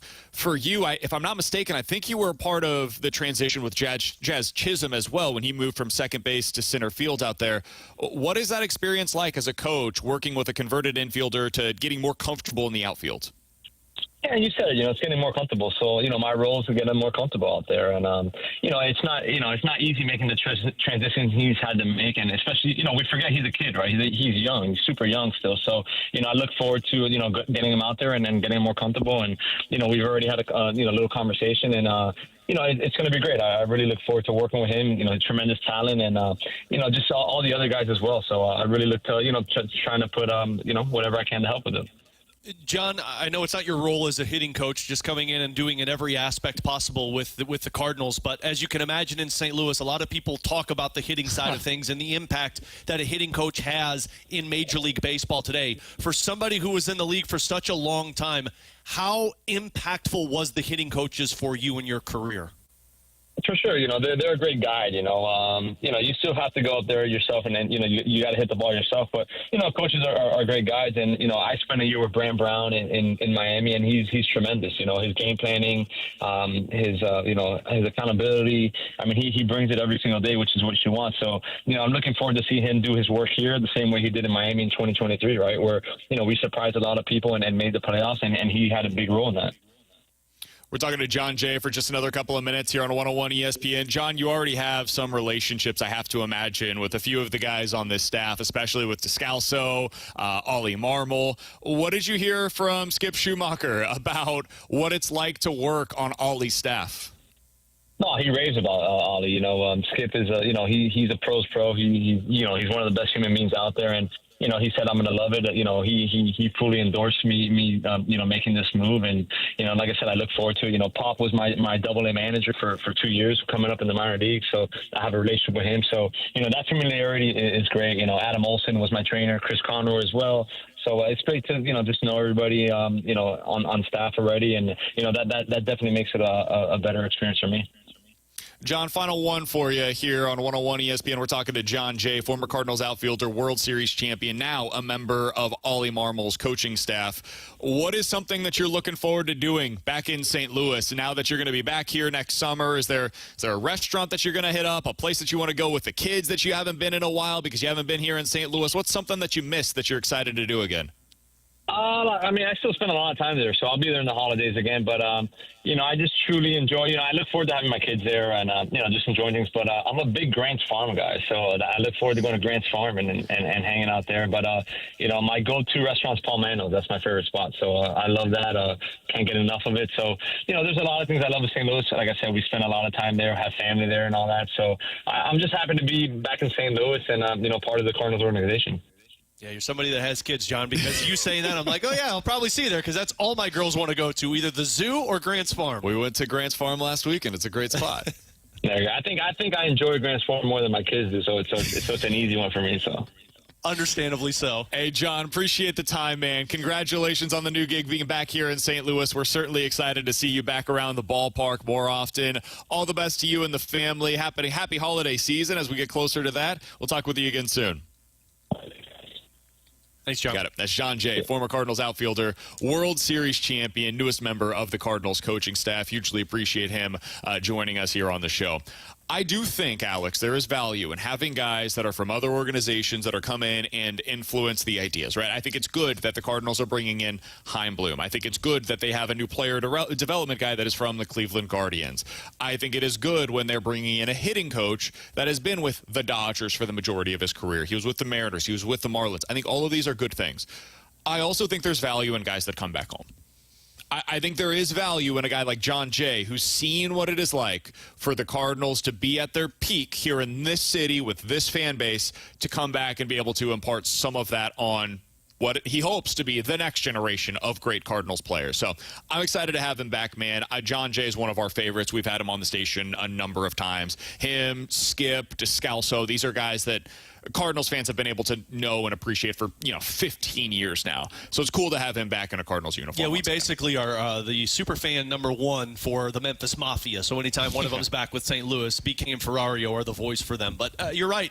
It's not so much just bringing in somebody who has seen at different organizations what that success looks like, but what I think is so impactful for Jon Jay, for Daniel Descalso, these are guys that were a part of the last time that the Cardinals were just a dominant force in baseball. And if you're a younger player and if you're the Cardinals that are going through this transition, I would say priority number one is just getting that culture back. We talk about that with the Blues for the last couple of years. You got to get that culture back. You know how you do that? You bring in guys who were a part of that winning culture for the longest time, like Jon Jay, like Daniel Descalso. And I do think that rubs off on some of your other players like Mason Wynn, Alec Burleson, the next wave of guys that are supposed to take the torch and run with it. I also think there's just value in having former big leaguers on your staff. 100%. You don't have to have exclusively former big leaguers, but I do think there's value in having a couple of those guys that are there to be a good resource for guys that have been through the grind of it and understand what it is to go through that. Somebody from the 618, by the way, our text line, 314-399-9646, says, Jon Jay is just rinse and repeat of what Marp was on the roster last year. Why do we keep doing this? That's absurd. Well, Marp basically gave you Alec Burleson and a couple of other really superior hitters for you this season. Yeah. So, first of all, Matt Carpenter was a fine player to have as the last guy on your roster. There was nothing wrong with it. He was basically a coach in a uniform. This is just the better version of that. Yeah, where he's not playing. If you told me that Matt Carpenter was a part of the coaching staff last year, I would have said, cool, did his job. Because to Alex's point, he helped you with Alec Burleson. And even if that's all that he did over the course of the entire season, that's a win. That's a win. Less than $1 million, that's a win. So if you get something similar where if Jon Jay comes in and does nothing else next year, and he's going to be more valuable than this, but if he does nothing else next year other than makes Jordan Walker into a average defensive outfielder, win. Worth every penny. So that is why I think guys like this can be really valuable. I'd say if John does that, it'd be very fresh for the Cardinals. Take it away, BK. What the hell just happened? Well, they're refreshing. And so to refresh, John can make Jordan Walker good defensively. That was terrible. They're fresh. No one made a reference to refresh. What do you mean? The whole team makes references to I meant refresh. just now. That's why that missed. Alex. Did miss. Huge miss. You two are just... You've made some horrible jokes on these airwaves. That had to be the worst. Not only was it bad, it was totally like Air Comfort out Service of text nowhere. line. Great reference, Alex. Thank you, 314. That didn't come in. It's coming in soon. 3, 2, 1. That was horrific. No, it was refreshing. Coming up next, Juncture here on 101 ESPN.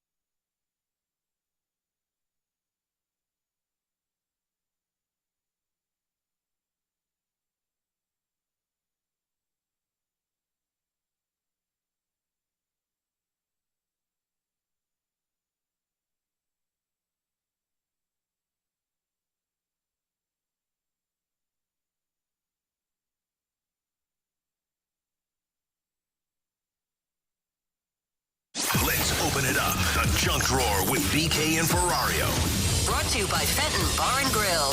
Best trashed wings in Missouri. Dine in, carry out, 7 days a week.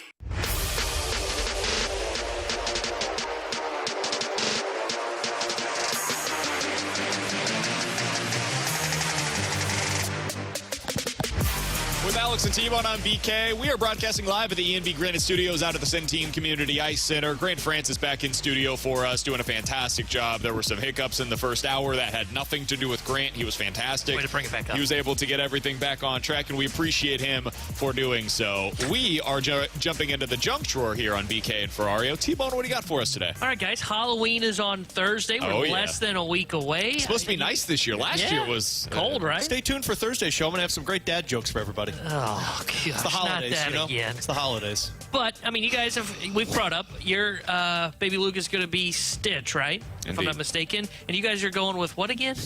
I can't remember. I know it's a group costume. You never listen. I can't believe that he remembered that Luca was going to be Stitch. It's because he only likes your kid. He hates my family. There's only one to remember. There's 3. Well, one of them's not going to be dressing up as anything because she's going to be a baby. So we were going to do a League of Their Own where the girls are dressed up, but we've changed that because my daughters dictate everything. And my oldest is Belle, and my middle is going to be Ariel. Okay, my dog is Belle. What? Is going to dress up as Belle. Her name is Belle. You totally seem like the type of person, and text line back me up here, that would dress up their dog for Halloween. And it would be Belle. And Belle. So I found this list, and I guess this will show if you're up on your culture, because that's why I didn't know most of these. It is the top 25 trending costumes according to Google Trends for this Halloween. I don't want to get political, but Trump has to be one of them. No, he's not. He is not a top 25 . Only BK would bring up politics and a costume thing for Halloween. Okay, so some of these you may Bluey. know. Something from Bluey's got to be on that top list. I do not see something from Bluey. Bingo. Unless it is not, it's a name that I don't recognize. A couple that are on here, like, we can do the desk game. Sure. I know it's not going to go well. Shrunken Head Bob from Beetlejuice is number 1. That makes sense. On Beetlejuice this list. Just came out. Yeah, there's 2 or 3 from Beetlejuice. Was that funny? My mom thought that's what I looked like whenever I was born. Shrunken Head Bob. Shut up. This is amazing. This is uncharted territory now, man. We always talk about the nose, the Adam's apple. You look like Shrunken Head Bob. Yeah. I had a big body and a small head, and so she said that's what I looked like.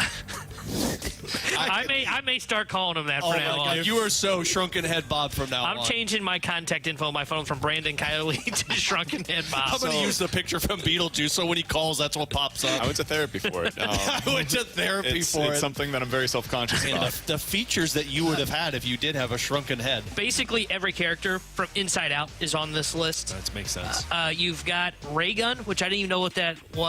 For a minute, I thought it was the Ray Gun from Call of Duty. It's the dancer that won the breakdancing contest in the Olympics. That's who Nathan Walker and his wife dressed up as for the teen Halloween party. So I didn't even know that. Catnap's number 3 on this list, which is just like a purple catnap costume. Purple cat costume, essentially. It must be a show that I'd never heard of before. I don't do Halloween anymore, man. I don't know what people's characters are. You've got Dr. Doom is on this list at number 8. Sabrina Carpenter at number 9.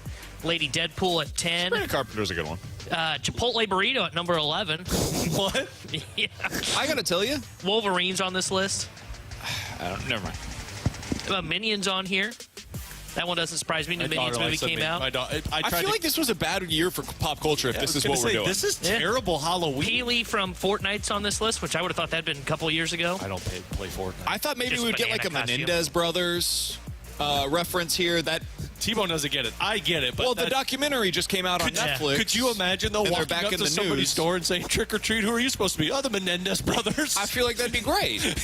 Would it? Because I think I'd close the door and not give them candy. I think like that would be a Wolverine fantastic makes sense one. on here. Lady Deadpool makes sense on here. Hold on.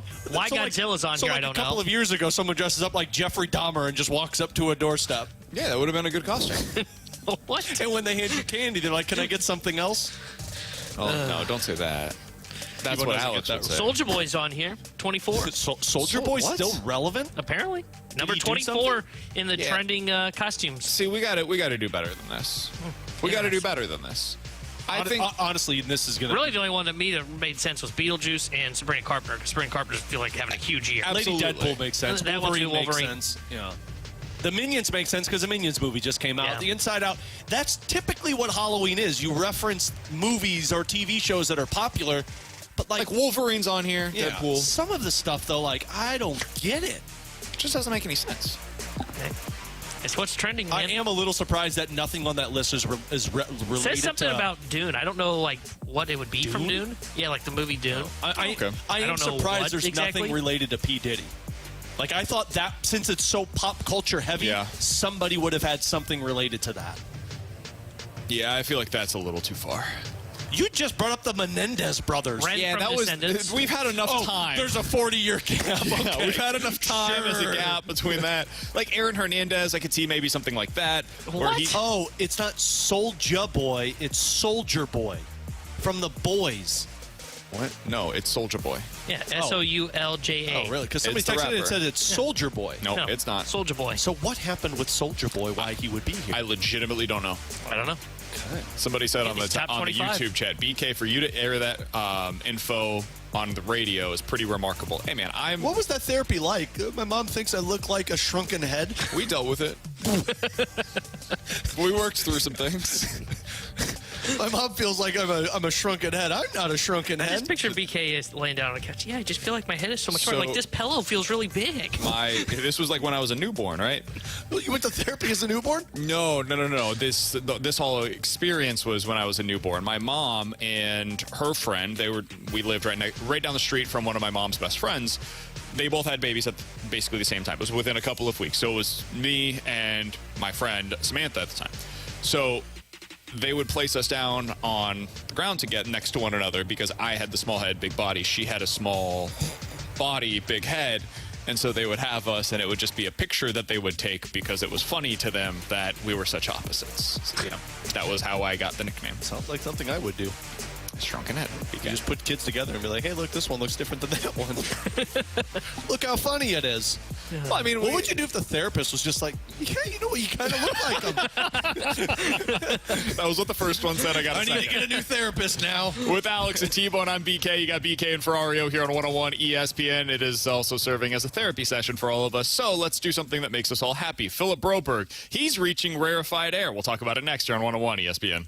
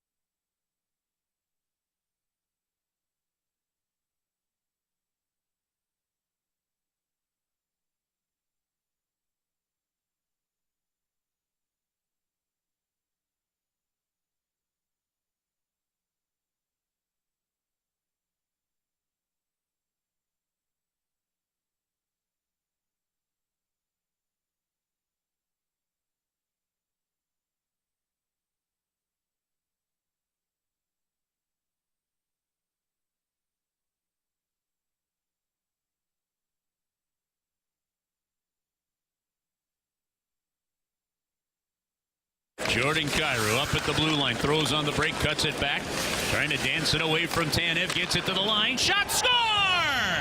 Broberg on a one-timer from the blue line. After terrific stick handling from Kyrou, it found its way in, it had some eyes, and it's a 1-0 Blues lead, 4:07 to go, first period.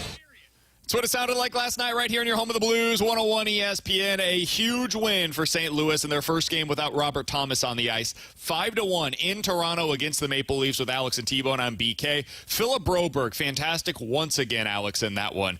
I feel like we have to say this after every game because he's awesome in every game in which he plays. I've got a stat for you. So far this season, Alex, he has... this is ridiculous. He's a +7 on the ice so far this year in 8 games. He has 7 points so far in 8 games. If you're looking for defensemen that are his age that have done that through the first eight games of the season, it's all guys that are legit number 1 defensemen or at a minimum top pair defensemen over the last decade.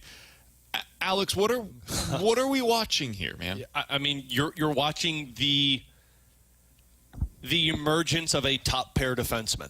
I mean, Grant and I were doing this rabbit hole last night. It seems every game we're looking at this. And, Grant, if I mess this up, please chime in.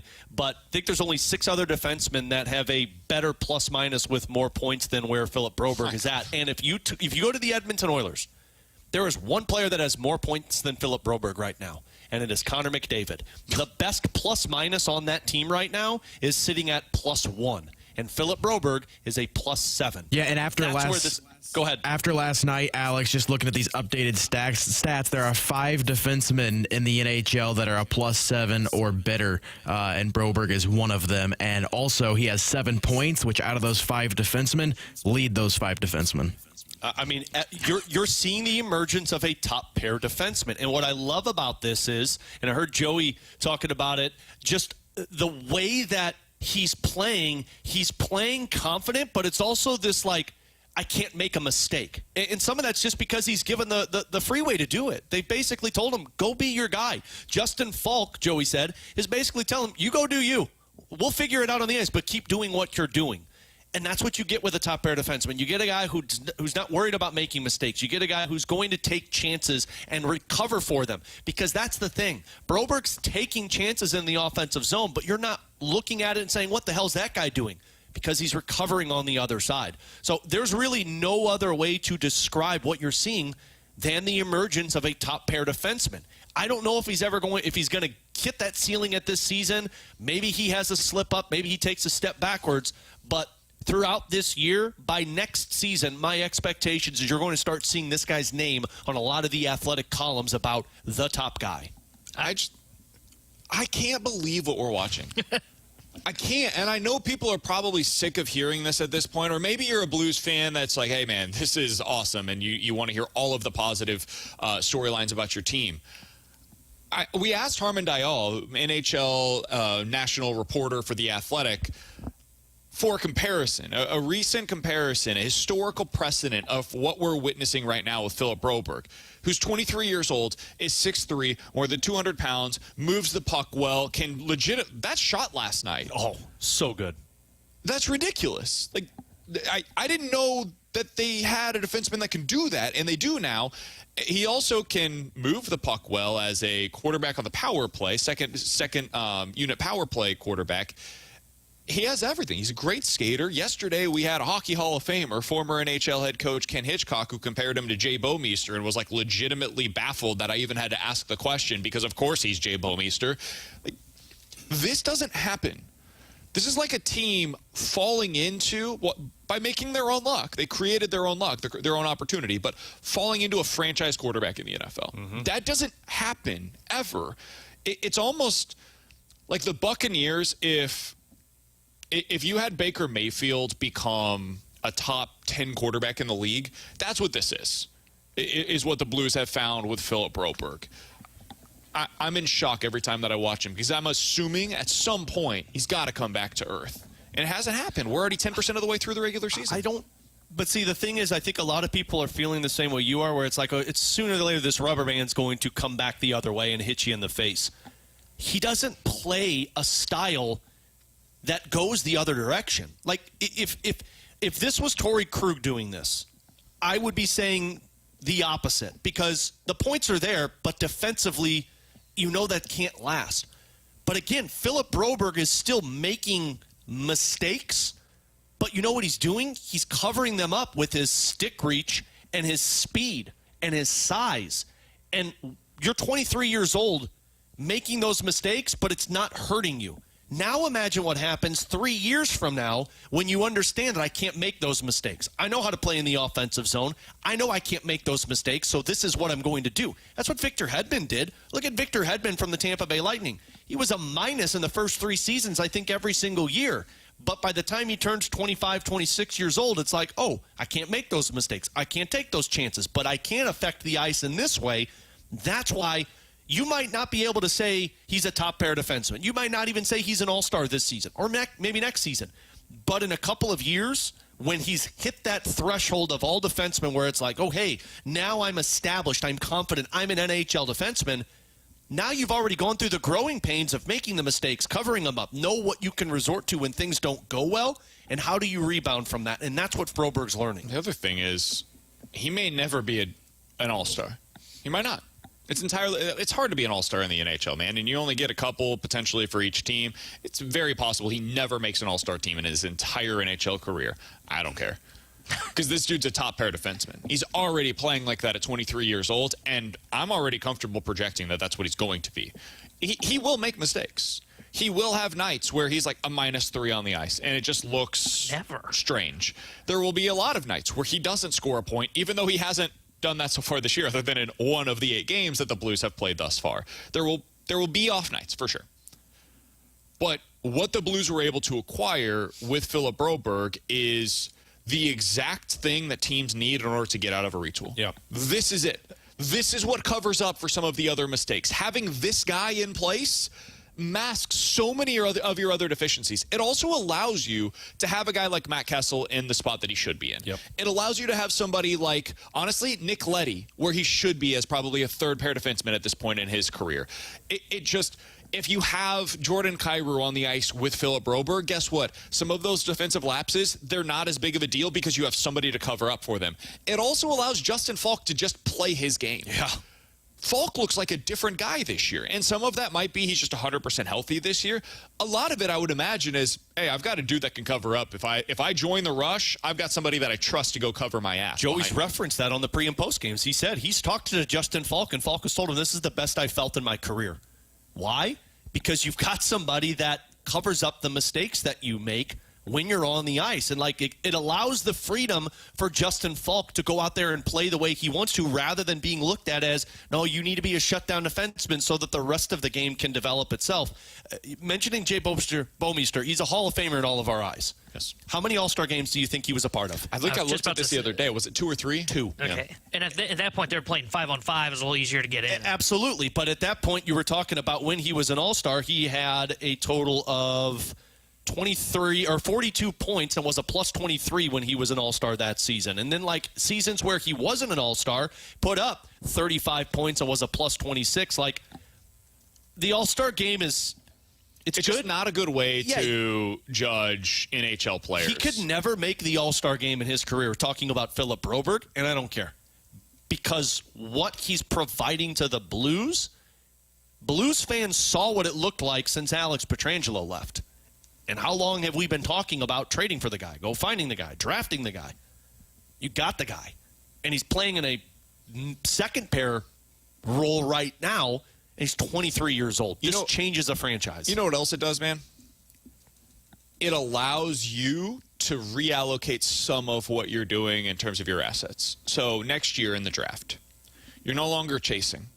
If you end up selecting, if this thing goes off the rails this year and the Robert Thomas injury ends up, you start to see the lack of having a number 1 center on your team over the next 6 weeks, which is very possible. It might be that we look back at this game against Toronto and are like, oh, okay, well, they just came out there, had a ton of effort, and they were able to overcome that for one game. It's possible. If they end up selecting in the top 10, you no longer have to go out there and force yourself to pick a defenseman.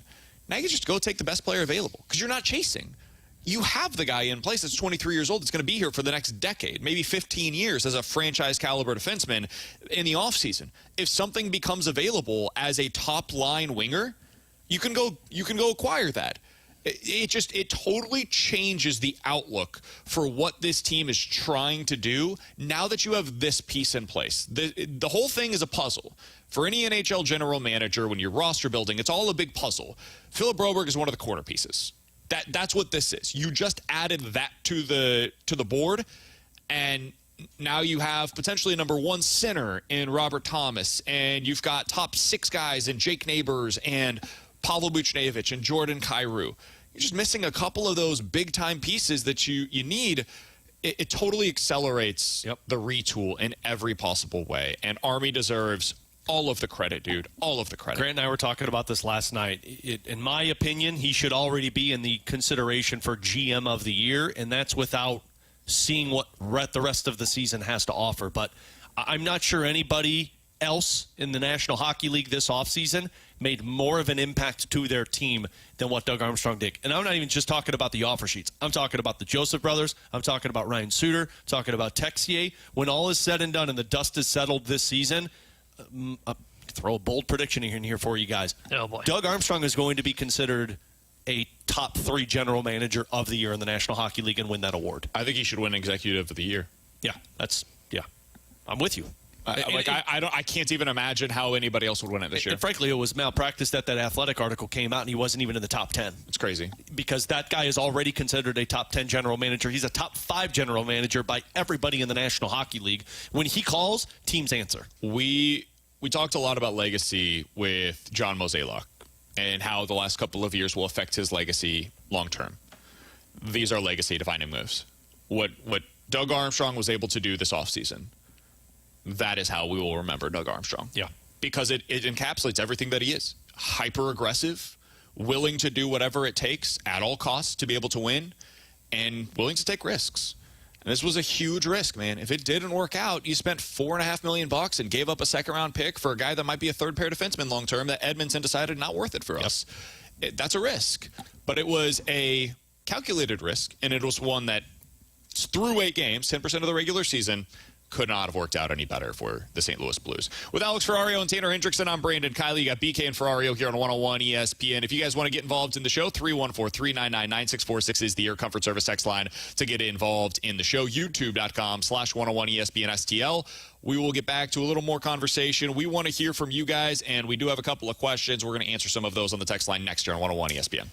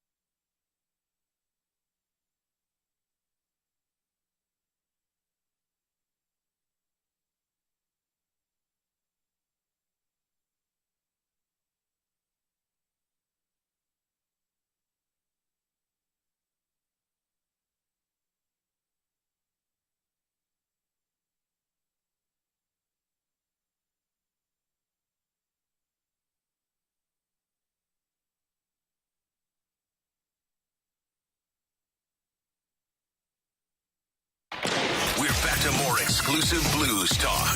101 ESPN is live from the Centene Community Ice Center. Brought to you by Bud Light and E&B Granite. Bernie Federko's only choice for granite countertops, cabinets, and flooring.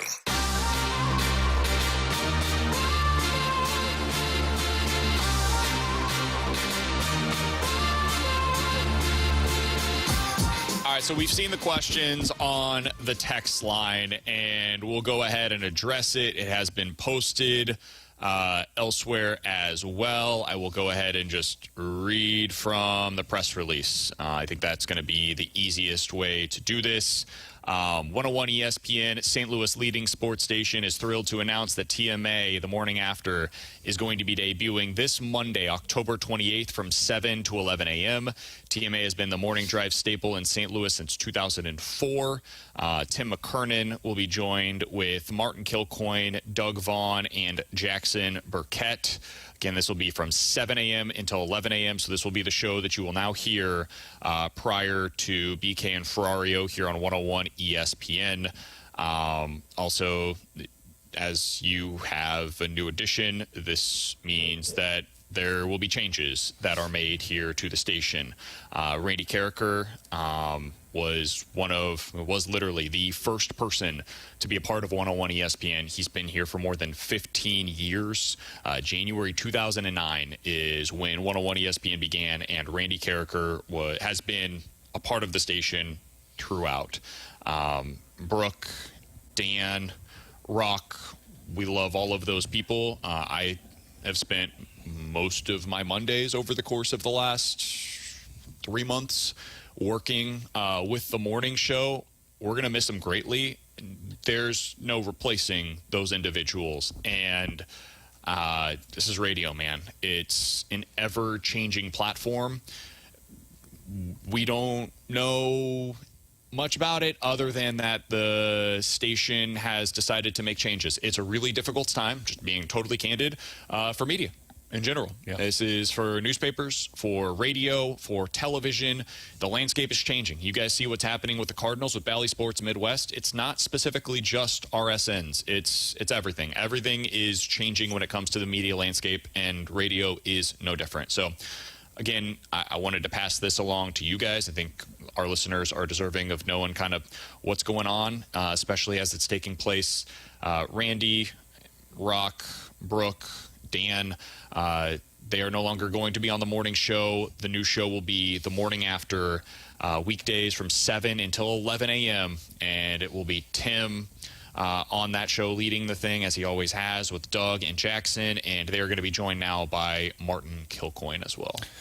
This is a tough business to be in. I remember my college professor telling me that before you even get into the business. Like, look, this is something that always is evolving. It's something that you have to be prepared for, and it's something that you can't get comfortable in, because that's radio, that's broadcast media, that's where you're at. So it's a tough day for anybody, specifically those four, but I'm sure everybody at the station at Hubbard Radio, when you talk about moving on from these people, and just individually, you've worked with all of them for a certain amount of time. The relationships that we built with Matt Rocchios when he came over and took over that morning show. Brooke, when she jumped into that show with originally Randy, and then it was Randy and Carrie, and then Dan took over, and Danny Mac, of course, the relationships. But, Randy is somebody that I've looked up to, because Randy's the guy that got me into this business, one of the very many that got me into this business. He's a Lindenwood alum, got me to Lindenwood University.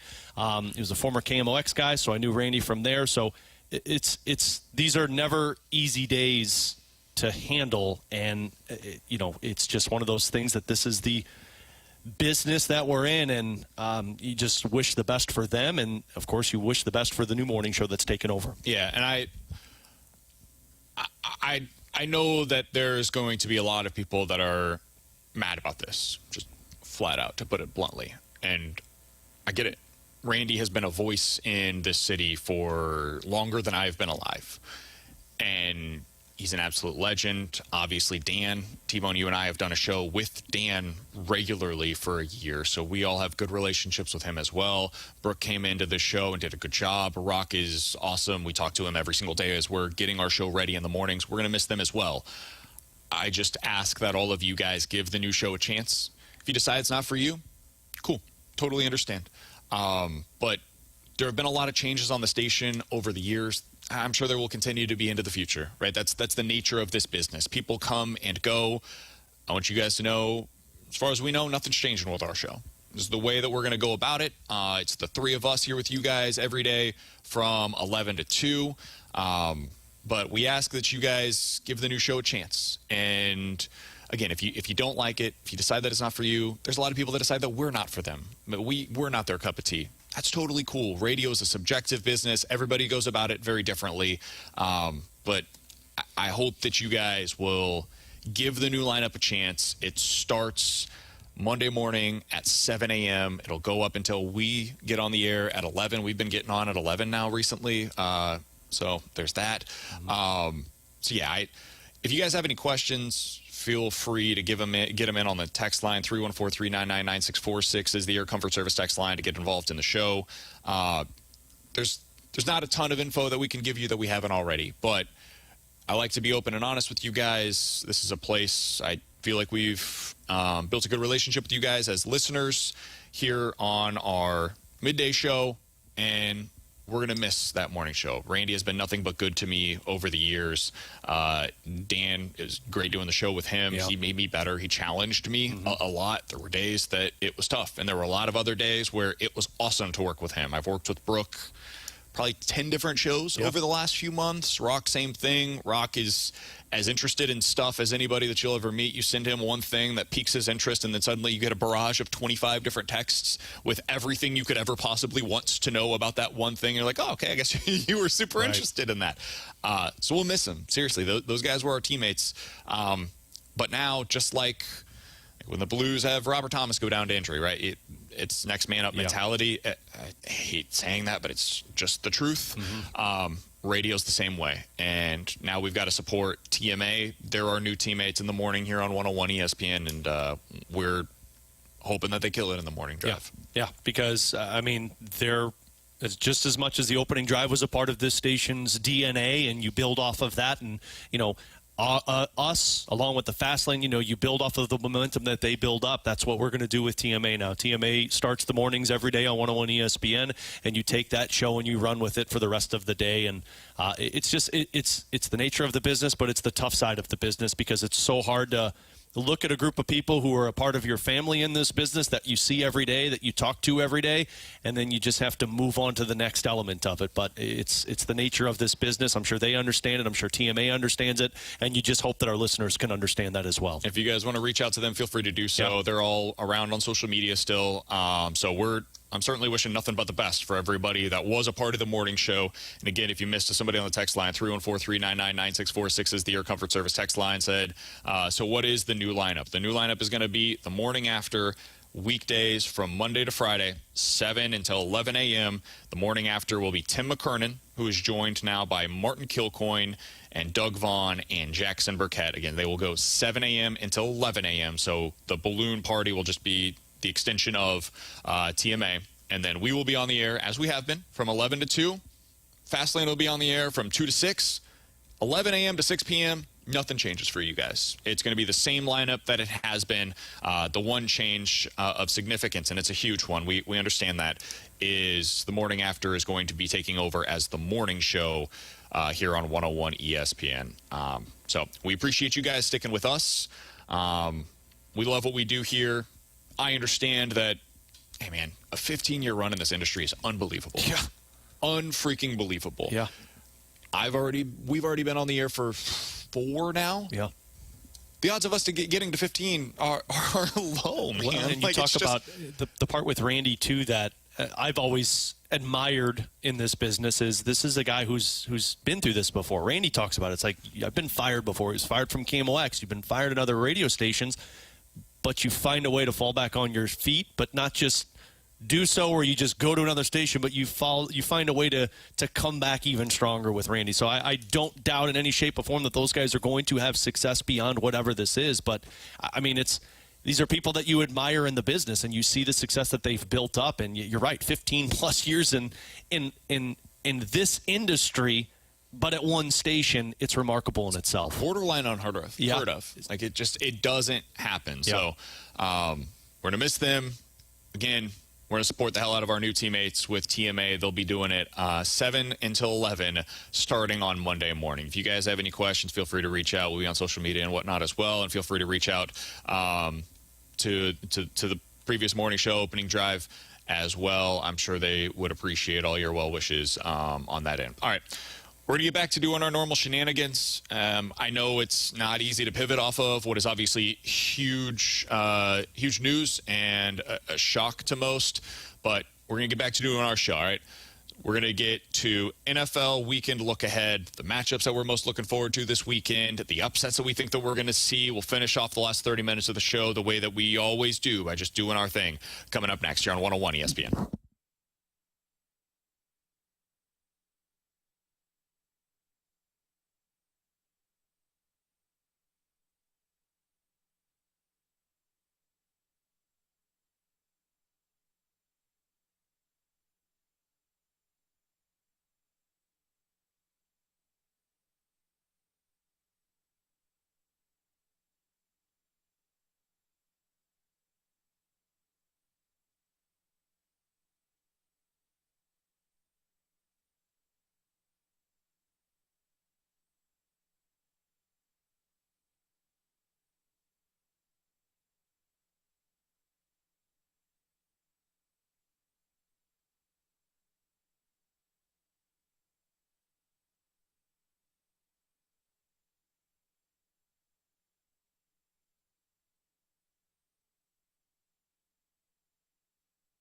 If you're in the market for a new HVAC system, a new HVAC company that's taking care of your old system, then it's time to call Classic Air Care. I happily endorse them because I've been using them since 2016. That's when my wife and I purchased our first home. That first home had a 25-year-old unit. Then we purchased our next home. That unit was 23 years old, and both units took care of us throughout the time that we were in those homes. You get knowledgeable technicians. You get incredible customer service. We're a part of their maintenance agreement that takes care of us yearly when we call them if we have issues. But don't just believe me. They're up on Google reviews. They've got over 25,000 reviews and a 4.8 rating like this one from Derek. Classic Air Care took great care of us and even showed us a few things to watch out for throughout the year. Frank was incredible, super friendly. I highly recommend them and have already scheduled my next appointment. So call the company that has been making people comfortable since 1926. You're in great hands with anyone over at Classic Air Care. Just tell them Alex Ferrario sent you. Classic Air Care or ClassicAirCare.com.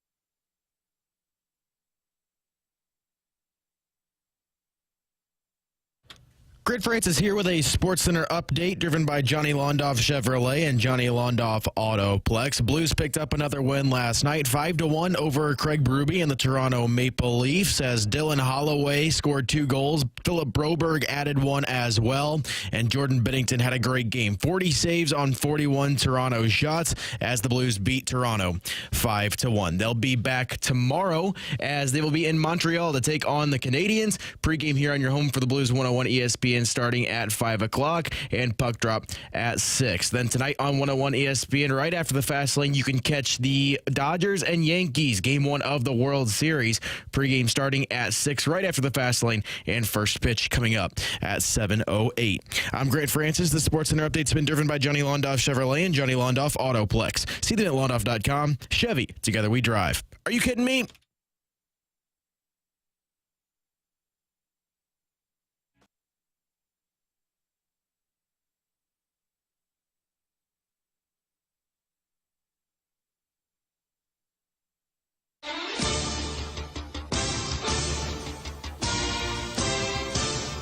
All right, it is time to go through our NFL weekend look ahead.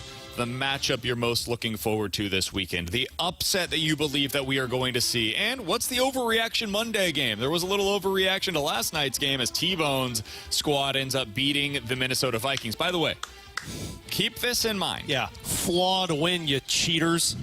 The Learn from the Detroit Chiefs. Lions, the team that they have played, has lost their next week's game every single week so far this season. They're a damn near impossible team to play against because they're so freaking physical, and so there seems to be a carryover effect. They play the Titans this week, so I think everybody would have understood that next week the Titans were probably going to lose anyways. But keep that in mind as you're making picks. I messed this one up last night.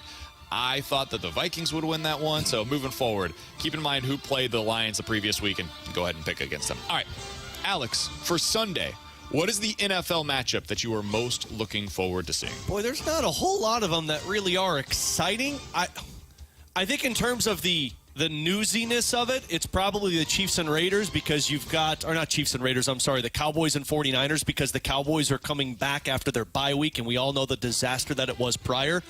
But in terms of excitement, it's probably Bills and Seahawks because the Bills, I think, are the best team in the AFC, and I'm saying that with the Baltimore Ravens now that the Bills have made that trade. But Seattle's one of those teams that just keeps hanging around. I don't know if they're going to be a playoff team or if they're going to fall flat on their face. But they've got a fun offense. Kenneth Walker's a really exciting player right now. So I would say, like, in terms of excitement for me to watch, it's that 3:05 kickoff. I so badly want to say Washington and the Bears, but I just don't know the status of Jaden Daniels. It sounds like he's going to try and give it a go, but if he doesn't play, then that game is a stinker. So what I'm going to do is I'm going to go to a game of I know what the quarterback matchup is. It's actually 2 teams below 500. I think the Cardinals and Dolphins is going to be a hell of a battle, and it's going to be super fun. Offensive shootout. Kyler Murray and the Cardinals, I know they didn't put up a ton of points, but they've been fun to watch this year offensively. And then you've got Miami who's getting Tua back. It'll be fun to see how that offense finally starts to potentially click together as they try to get back into the playoff race. This is a terrible slate. Should I go? Pumpkin Day. Yeah, I was going to say, well, Halloween's over. Is it still Pumpkin Day? Yeah, pumpkins go to Thanksgiving, man. I'll put the Christmas tree up. Halloween's not over. Halloween's next week. And pumpkins last till Thanksgiving, Oh, man. yeah, sorry. November's... Yeah, you take the face of the pumpkin and you rotate it the other way so there's no face. Go on a walk with your family. Go pumpkin patching. Go apple picking. Go do something. Like, there's got to be something better than watching this noon slate. I guess it's Eagles versus the Bengals. I guess. One dumpster fire versus another dumpster fire. At least those two teams are trying to get back into contention, despite the fact that the Eagles have been terrible for the most part this season. They are 4-2 technically, so they are right there in the playoff mix in the NFC. The Bengals have gotten themselves back to 3-4 on the season. A win this week puts them at 4-4 with Vegas, LA Chargers, Pittsburgh, Dallas coming up. Like, they've got a chance to really get back into the mix of things. So I guess that is the game that I would go with as the best one on this slate. But that speaks to just how bad this slate is going on into Sunday. All right, the upset that you're picking for this week, Alex. We all picked the favorites as part of our selections for this week, so it's not like we believe in many of these, but in your opinion, what is the upset pick that is most likely? So I'm going to go because I think you guys are going to pick the one that I really believe is going to happen, but one that I had on my list that I just didn't have the cojones to make it one of my pick'ems.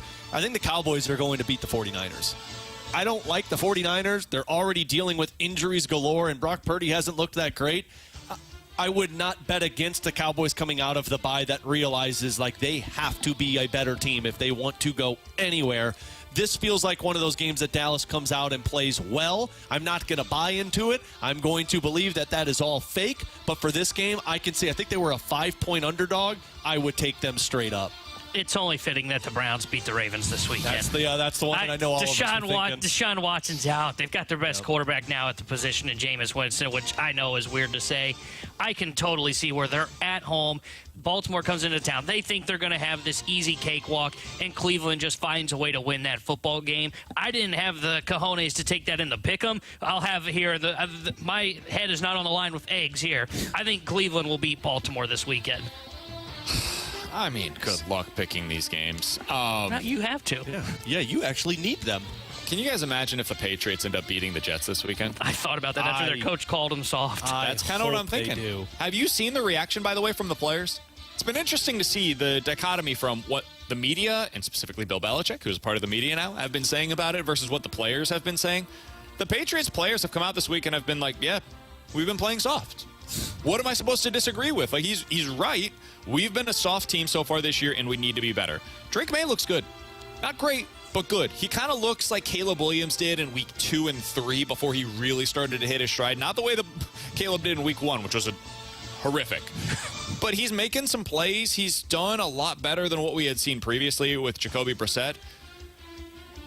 I don't know that I have the guts to really pick it and like do a full-throated endorsement of the Patriots, but I'll go with that. That's the upset that you guys have not selected yet that I think at least has a chance. They're at home, 7-point underdog. The Jets stink. I'll go with the Patriots. All right, next thing up. What is your overreaction Monday game? Alex, you mentioned mine. The 49ers versus the Cowboys. I don't think it matters who wins. Whoever loses, there will be an overreaction. That's exactly what I was thinking. I'm with you. If the Cowboys lose, it's a disaster. God only knows where this season is heading. If the 49ers lose, though, you're in free fall, man. In your last 4 games, you have lost against the Cardinals, lost last week handily against the Chiefs, and now you lose again at home against the Cowboys heading into your bye week. There will be some really tough questions that are deserving of being asked about the 49ers if they lose this weekend against the Dallas Cowboys. So to me, that's the game that's going to be the overreaction Monday one. Yeah, well, I'm with you on that one, but just to go separate, the overreaction also is going to be this matchup in the NFC South, because it's going to be the Atlanta Falcons win, and it's going to be, Atlanta's the best team in the NFC South, and you beat a basically beaten down Tampa Bay Buccaneers team. I still would think, even if they lose this matchup, that Tampa Bay will fight for that title in the NFC South, because I think Baker Mayfield's better than Kirk Cousins. I think Kirk has his moments when he looks good, looks bad. That's a fantasy offense right now. So I think some overreaction is going to come out of Atlanta if they win this and say, they're the supreme team in the NFC South. I wouldn't put all my money on Atlanta doing anything the rest of the way. I'm not going different. It's the Sunday night game for me. I can already see Stephen A. Smith drooling about the content he's going to have on Monday to react to whoever loses that game. 3 cigars in his mouth at once. Because you're right. I mean, the Cowboys are the team that everybody's going to be talking about in free fall. Jerry Jones was in the media a lot last week for the stuff that he did. And then you've got San Francisco that dealing with one injury, and Brandon Ayuk. Well, I guess they got Christian McCaffrey still out, but that team should still be better than they are. And there'll be a lot of questions if we're seeing an end of that era. Is Debo going to play? Sounds like he's going to play. I mean, he practiced last week or yesterday. He practiced yesterday too. So my assumption is that they're going to have Juwan Jennings back, and then Debo and Kittle playing. I think the only 2 that will be missing is McCaffrey and Ayuk, who blew out his knee. Yeah, he's done for the year. He's Tanner Hendrickson. That is Alex Ferrario, and I'm Brandon Kiley. If you guys missed our picks for the week, you can check it out on the podcast page, 101ESPN.com, and the free 101 ESPN app is where you go to find it. It's all presented by Dobbs Tire and Auto Center. Alex and T-Bone are way ahead of me. I got to have an undefeated week. They need to go defeated, 0-3 this week for me to have any chance of avoiding the dreaded egg smash over the head. So, fingers crossed. I'm going to hurt you. It'd be an excellent comeback. I'm sorry. You mispronounced the word, man. He rushed through it. He did. He got too excited. He tried to beat me to the punch. I'm sorry. It's like, this is too good. You know what? I'm bad at. His eyes, if you would have just looked at him, they got really big, and he was like, I got to beat Alex to the punch on that one. Coming up next, we'll hit the rewind here on 101 ESPN.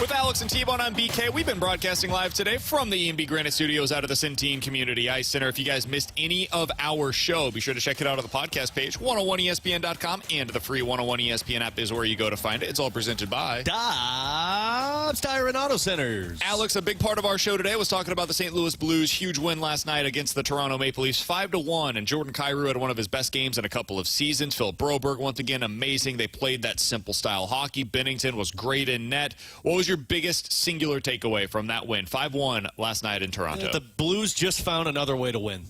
They found it in the early portion of the season, realizing that they can come from behind. And you know what they just realized last night? We win in a pack mentality. We don't need a best player on the ice for us to succeed. If anything, this might benefit their offense more. We've spent a lot of time in the early portion of the season saying, this offense isn't going to be anything fancy, because a lot of the time you rely on your best player to go out there and score the goals for you. And now they had to beat a team that is offensively, on paper, better than you by playing a north-south, forecheck, stingy brand of hockey. And you succeeded against that, against a team that was in desperation mode because of how they played against the Columbus Blue Jackets. So if anything, this is another confidence booster for the Blues, and I really wonder if they can kind of keep pouring gasoline on this fire for the next stretch. T-Bone, tonight we've got the World Series beginning with game number 1. Cole versus Flaherty, a really good matchup. You've got star power all over in this thing, man. It's starting in L.A. You'll be able to hear this right here on 101 ESPN beginning at 7 o'clock. Who do you have in this one, Yankees or the Dodgers? I've got the Dodgers taking game 1. Who do you have in this series? Sorry, I should clarify there. I've got the Dodgers in this. I think they win it in 6. I know that they don't have like the best pitching in terms of how this is going to line up. I think they've got the better lineup, though, from 1 through 9. Tommy slugging, hitting, Edmund is hitting 4 probably. So I think the Dodgers will win it in 6. I think it starts tonight by them taking game 1. Who do you have as your MVP pick for this series? I think you're going to see Shohei win MVP. Alex, who's your MVP? Kike Hernandez, Dodgers in 6. I have Max Muncy. I've got Dodgers in 6 as well. Mizzou back in action tomorrow against Alabama. 2:30 game, 17-point line. There's been all of the reports. Nate Noel, Brady Cook, probably going to miss this one. I'm not buying it. I think they both play. I don't know if they will both finish the game, but I do think they will both play. I would take Mizzou plus the points in this one, but it's going to be risky. I honestly wouldn't bet it. I just want to sit in front of the television and see what it looks like. A lot of pick sixes for Mizzou. This is a game, if you're Mizzou, if you have any chance of making the college football playoff, you have to win this game. It is a legitimate must-win. Mizzou has not done well on the road in Drinkwitz's history. Tough task, man. It's a really tough task. Ryan Williams is one of the best receivers in college football. Huge deep threat. That's been the biggest issue for Mizzou. I think that Mizzou will lose this game. I think it'll be by about 10 points, so I do think they will eventually cover the spread. T-Bone, I picked Oregon to beat your Illini. You said Illinois lose. You hear that? Not just by a small margin. I've got them winning by at least 22. This is another nationally televised game. 2:30 kick on CBS tomorrow. Who do you like in this one? I think Oregon's going to win. I do not think they will cover, though. I think Illinois can keep it within the 21-point spread, but unfortunately, I do think they're going to lose. But I'm going to be rooting hell on for my family, Brett Bielema and the Fighting Illini. Who loses by a bigger spread? Mizzou. Illinois. No chance. I think Illinois. Okay, it's on the deciding factor. Our listeners, I would not listen to BK. I would hammer Alabama on the spread this weekend. Yeah, you don't turn your back on family. Ray Cook's totally going to get hit once. I don't blame you for it whatsoever. For Alex Ferrario and Tanner Hendrickson, I'm Brandon Kiley. Again, if you guys missed anything from today's show, be sure to check it out on the podcast page, 101ESPN.com, and the free 101 ESPN app is where you go to find it. If you want to get our full extended thoughts on the big news for our station, you can check that out on the podcast page as well. If you're just tuning in, reading straight from the press release, 101 ESPN is announcing that the morning after will be debuting on Monday at 7 o'clock. They will take you now from 7 to 11 a.m. Tim McKernan, Martin Kilcoyne, Doug Vaughn, Jackson Burkett. They start on Monday at 7 a.m. Here on 101 ESPN. Again, our full thoughts on that. You can hear that on the podcast page after the show today. Shout out to Grant Francis, who did a fantastic job back in the studio. We will talk to you guys on Monday at 11 a.m. Until then, enjoy the weekend. Plenty of sports. Fastlane coming up next year on 101 ESPN.